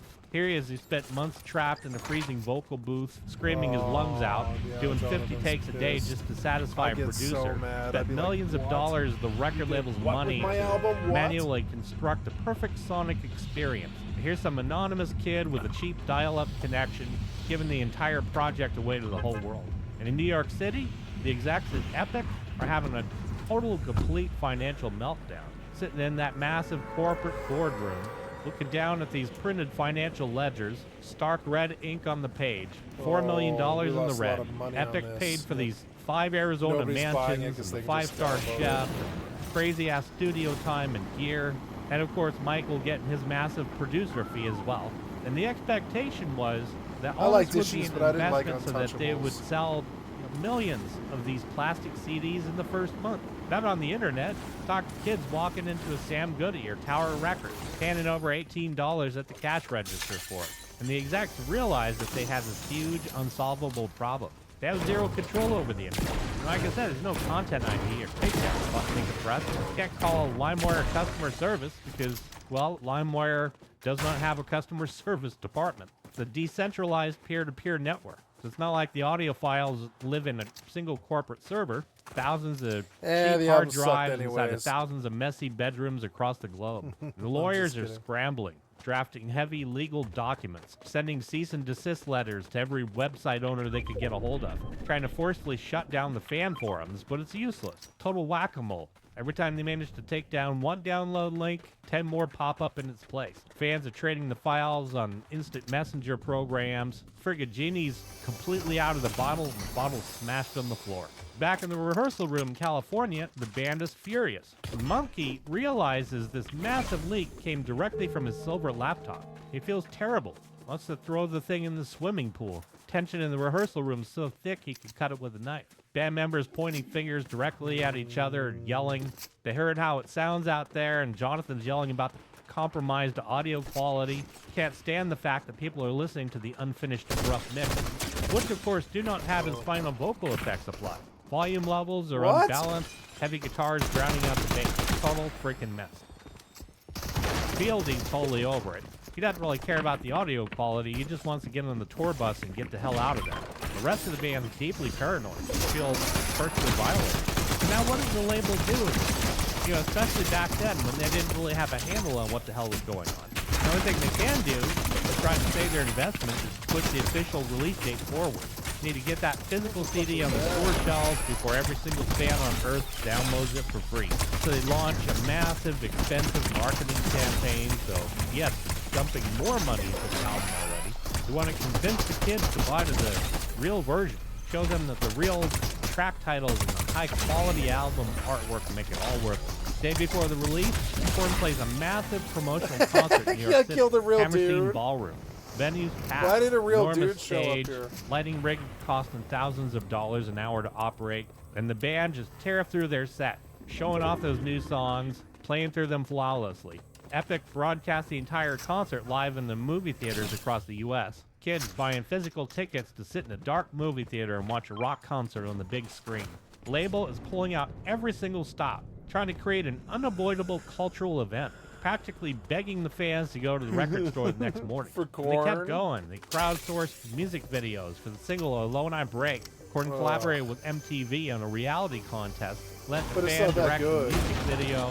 Fans submitted cover art to build excitement, exclusive CD enhancements, talking high fidelity CD with that glorious 96 kilohertz digital sound format. And so how did that one pan out?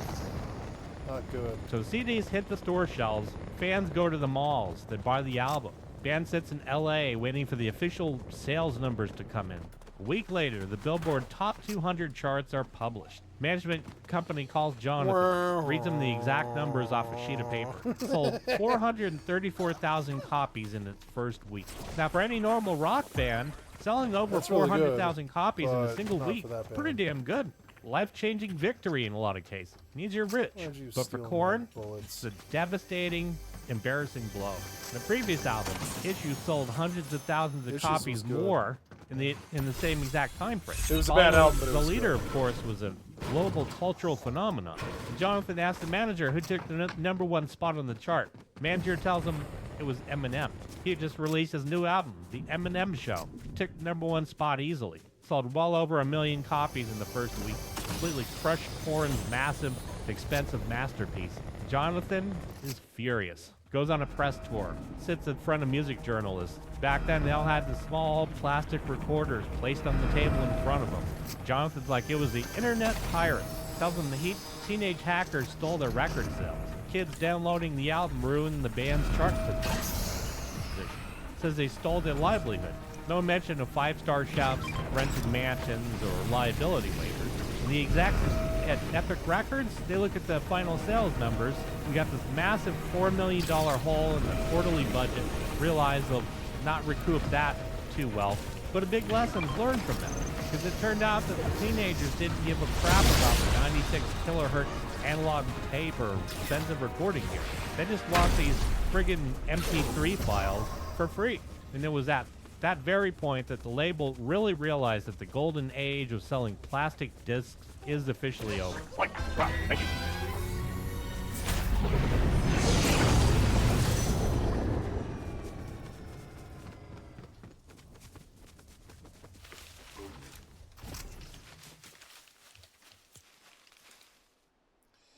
And nobody stays together anymore. It's all like, let's all live at the same time.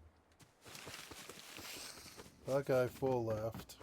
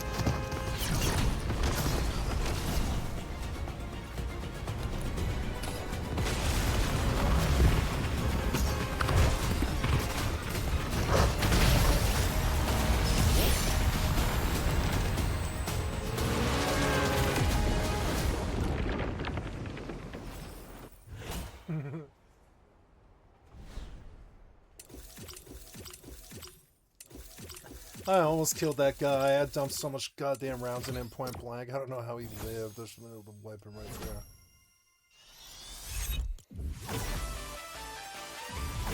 I don't know. This team didn't really play together, but I would play again. No, can't play again.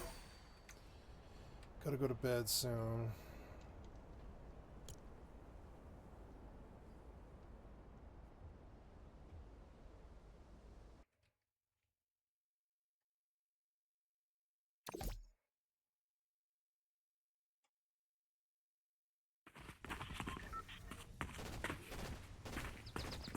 Hi loves, welcome to the deepest dive on the internet, I'm pretty sure, of Ashton Kutcher and Mila Kunis. Anyone from my main channel will know that Ashton Kutcher is my sworn mortal enemy, and this video is going to be a compilation of most of the coverage of Ashton and Mila. The first part is going to be the video that goes over all of the background, that 70s show, the meeting, lots of their pop culture stuff and mainstream controversy. And then the second part will be a lot about Thorn, because it is not what a lot of people think, and their other businesses.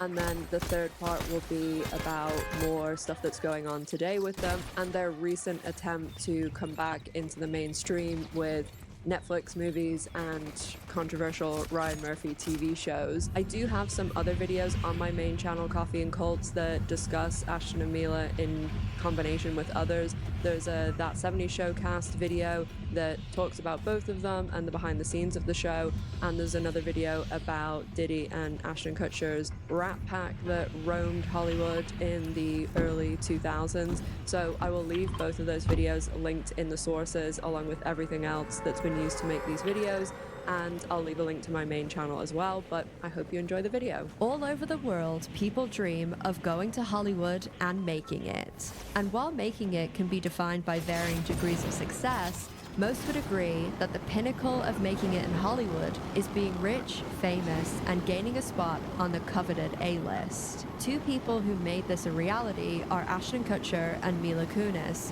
who both spent the past 2.5 decades being wildly successful across both film and television. People seemed even more drawn to Ashton and Mila than most A-listers, as their sleek PR and marketing teams use their past of playing a popular couple on a hit show to market their relationship as an effective promotional tool. But despite their success on both the small and silver screen, as of late, Ashton and Mila have been surrounded in controversies due to extremely close relationships and loud support of multiple Hollywood monsters, resulting in them being caught up in various headline-making scandals. But Ashton and Mila are no strangers to controversies and allegations. They've just been very proficient in the past at keeping their history effectively buried. Assisted by their ruthless PR team and multiple ties to Scientology, either through close friends or the large percentage of their staff that's made up of practicing Scientologists. After their viral backlash they faced 12 months ago in September 2023, their past began to be brought to the surface. However, there are many more allegations, scandals, and unsettling behavior that hasn't been discussed yet. Given that they and their team have such familiarity with Scientology, it's been alleged that they've taken inspiration from the cult's cutthroat media tactics in order to hide their questionable behavior and silence anyone speaking out. These tactics are currently being utilized by Ashton and Mila and what appears to be an expensive PR and crisis management team to try and claw back their past positive reputations despite the continued ties to convicted Hollywood monsters. So that's what we're going to be discussing today. All of the crimes, cheating, predatory behavior, cults, scandals, silencing, and controversies that surround Ashton Kutcher and Mila Kunis, and we'll also be taking a look at their current desperate attempt to win back public favor. It seems despite the fact that they're both set for life, that they'll stop at nothing to return to the spotlight, given that they're doing things that they passionately preached against. So sit back, relax, grab a drink and a snack, and let's dive in to the secrets, cults, monsters, and lies that built Ashton Kutcher and Mila Kunis.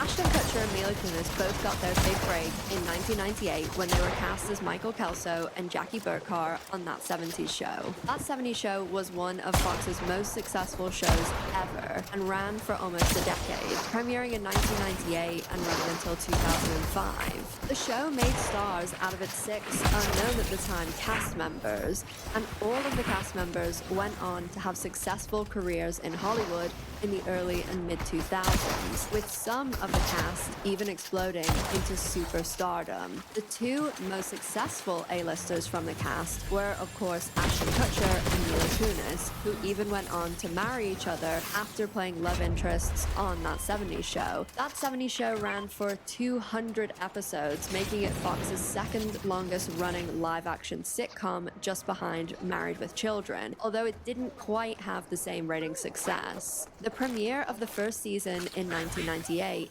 gained a viewership close to 12 million, and the show had frequent reruns and syndication airings over the early 90s and early 2010s, helping to cement itself as a pop culture phenomenon. All of the cast became very close and spent a lot of their working time and huge amounts of their non-working time together. All of the cast, with one exception, that is.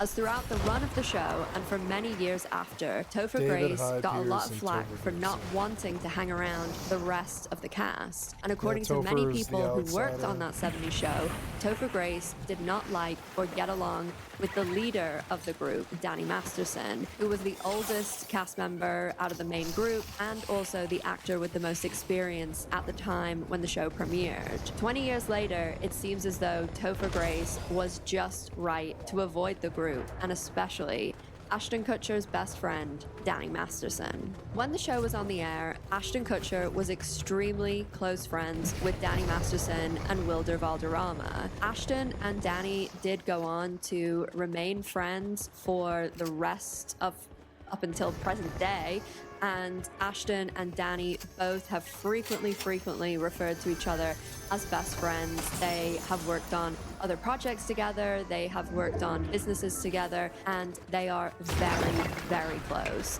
Mila Kunis, even before she was married to Kutcher, was very close to Danny Masterson as well. This was even despite the fact that she was only 14 when she was cast on That 70s Show, which is an extremely well-known bit of trivia about the show, and Masterson was 22 when he was cast on the show. Mila Kunis became even closer to Danny Masterson 6 years after That 70s Show wrap, as in January 2012, Mila Kunis started dating her former 70s Show cast member, Ashton Kutcher, and again, he was Danny Masterson's best friend. There's even been quite a few reports and allegations that Kutcher and Kunis started seeing each other prior to January 2012. And again, these are allegations, but lots of people have reported that Kunis and Kutcher were actually still involved with their previous partners when they started a friends with benefits relationship. 2 months before Kutcher and Kunis started their relationship, Ashton Kutcher and Demi Moore ended their marriage, and it is widely known that Ashton Kutcher cheated on Demi Moore many times throughout their marriage, and Demi Moore even spoke about this in her book, and we will touch on this later in the video. Mila Kunis, prior to her relationship with Kutcher, dated Macaulay Culkin, and she has also spoken about how she really hurt Culkin, who she dated for almost a decade. And she's also quoted as saying she behaved extremely badly and brought about the end of their relationship. Kunis and Kutcher went on to get married in 2015 after 3 years of dating. And although there's no pictures to prove this and there's no statement from Kutcher or Kunis, many people have reported that Danny Masterson served as Ashton Kutcher's best man. While on That 70s Show, Danny Masterson, Ashton Kutcher, and also Wilder Valderrama were infamous throughout Hollywood for their partying and their behavior. The trio were very close with and partied a lot with P. Diddy, and they also had several establishments that they frequented often, one of which, La Poubelle, is a sort of restaurant bar club that is a favorite amongst LA Scientologists, as La Poubelle is opposite the Scientology Celebrity Center in Los Angeles.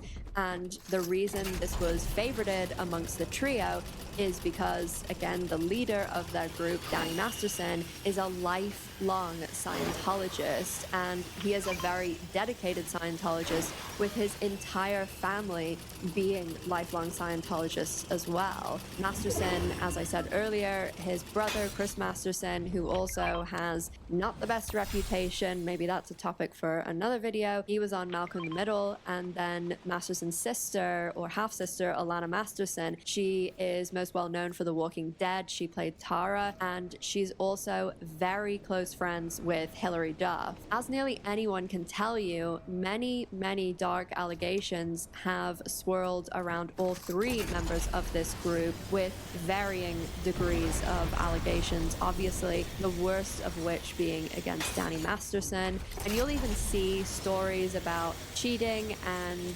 underage dating and lots of allegations like that in mainstream sort of PR fluff magazines like Us Weekly and Star. But when you start to speak to people that are in the industry, or people that have connections to the industry, worked on these shows behind the scenes, there is much more to the story of all three of these people, and especially what was happening throughout the 2000s, and we'll be talking about that throughout the video. As I said, the worst of these allegations by far circled around Danny Masterson for many years. There were whispers throughout Hollywood, and you can even go back on places like Reddit and see people talking about this. This wasn't a secret by any means, and many people were warning one another, especially other women, do not accept any drinks from Masterson, and under no circumstances ever be alone with Danny Masterson. So that 70s show ended in 2006, as I mentioned, and this is one of the rare shows where all of the cast did go on to successful careers, varying degrees of success, but most people, especially my audience, which is mainly made up of millennials and older, everybody would be able, I think, to name, especially if you're on the internet watching this video, I feel like most people would be able to name like other projects that they've done, but Ashton Kutcher and Mila Kunis by far were not only the most successful from that show, but they are A-listers. They are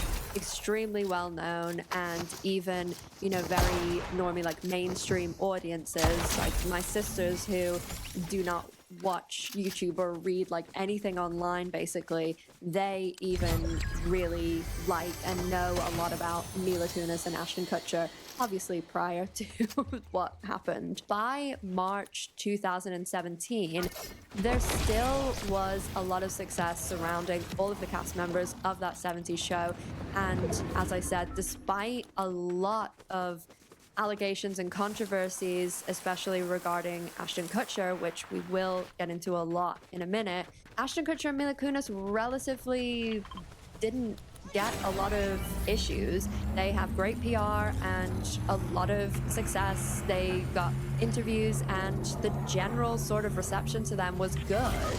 But by March 2017, that is when all of this begins, and this is what led to where we are right now with them.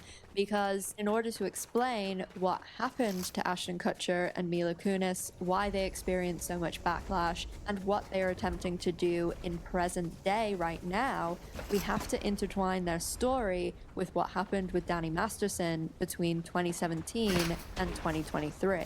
In March 2017, after over a decade, nearly 2 decades, of whispers about Danny Masterson, those whispers grew louder, and it was first reported by the Scientology journalist Tony Ortega that Danny Masterson was under investigation by the Los Angeles Police Department, and he had been under investigation for 3 years. The Los Angeles Police Department later confirmed the investigation and were quoted as saying, "The Los Angeles Police Department Robbery and Homicide Division Sexual Assault Section is conducting an investigation involving the actor Danny Masterson.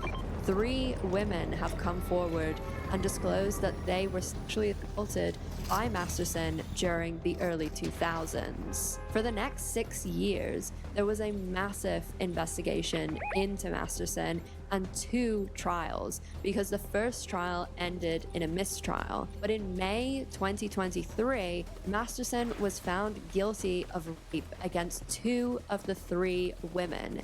The third charge against the third victim was actually a hung jury, and they decided not to retry the case due to him being convicted on the other 2 counts. There is so much more to this story. There's wild things that happened because Scientology were awful to the victims. They treated them terribly and were making their lives hell. They also had some very strange things happening behind the scenes, and even the first trial, there was a lot of strange allegations about some of the jury members. So I have another video where the whole video is just about Masterson's trial, his history, the investigation, his kind of exile from Hollywood, trial, sentencing. I think I've said trial 3 times, but everything. And that is in a video I will link down below, and it's in the sources along with everything I've used to make this video, interviews, articles, videos, everything. So the sources is a Google link in the description box and the pinned comment if you want to learn more about anything I'm talking about. Don't feel like you need to watch that video before this though, as I think this video will be like a good appetizer if you haven't seen that one, because we're just loosely talking about the trial and more about the sentencing and aftermath as it pertains to Ashton Kutcher and Mila Kunis, obviously. And if you have seen that video, I think it is good background for this one, but this is a lot of stuff that happened after I put that video out. So this is going to be mostly completely new information, or information that I didn't really go into in that video because it was about Masterson. When the investigation was launched against Danny Masterson, Ashton Kutcher and Masterson were actually working together on another project, and this was through Netflix, and it was a TV show called The Ranch, where they played brothers, and Kutcher and him were The Ranch was bad. executive producers. So between Ashton Kutcher and Danny Masterson's first project together, That 70s Show, and this recent project, or that time recent project, The Ranch, that started in 2016, so 10 years between the ending of That 70s Show and the start of The Ranch. This period was primarily guess whose where ranch Ashton they're Kutcher talking and about? Mila Kunis Can you guess whose ranch they're talking about, that they're alluding to? Just saying. really blew up and became A-listers. This show, The Ranch, also started the year after Kutcher and Kunis had got married, and it seemed as though Kutcher was transitioning more into this family guy, and he also was moving into being like a tech investor, which we'll also talk about in a minute. And this period also was where Kutcher and Kunis could seemingly, for general audiences, do no wrong. There were a few projects that Mila Kunis did that were not the greatest. The immediate one that comes to my mind is Jupiter Ascending with Channing Tatum, and unfortunately I went to the cinema to see that, and it was wild. Like, I don't even know how that made it to the screen, and it had like such a good cast. It was truly bizarre. But for the most part, Mila Kunis produced pretty good projects, and for general audiences, she was pretty popular. I mean, obviously there's always going to be people that don't like you, but for the most part, I know everything she's ever did, and the only thing I liked was Robot Chicken. she had a pretty good career, and people thought she was a good actress. Some of Mila Kunis's most successful projects were the Oscar-nominated Black Swan, and very popular movies like the Bad Moms movies, the Ted movies, and Black Swan most was good. people are Natalie Portman, anyways. also aware that she played the oldest daughter, Meg, on Family Guy and then since Family Guy, which I don't like 1999. anymore. Ashton Kutcher was never really known for his acting ability, but he gained his initial popularity by playing these sort of himbo characters similar to his character on That 70s Show, Kelso. Kutcher was in a lot of generally successful but forgettable romantic comedy movies like A Lot Like Love and What Happens in Vegas, but Oh my most of his God. success acting-wise was in television. Obviously, he was on That 70s Show.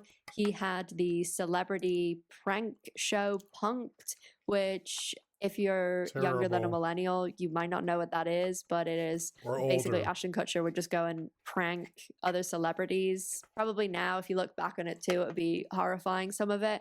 But that was wildly popular in the 2000s. Just as Kutcher's marriage to Demi Moore was breaking up due to all of the cheating, and just prior to starting a relationship with Kunis, Ashton Kutcher became, in 2011, the highest paid actor on television. He took over Charlie Sheen's role on the bizarrely successful 2.5 Men. Kunis did go on to guest star on 2.5 Men after they began dating, but there is also another That 70s Show connection, a Danny Masterson connection to 2.5 Men, as one of the other lead actors, Jake, who is played by Angus T. Jones.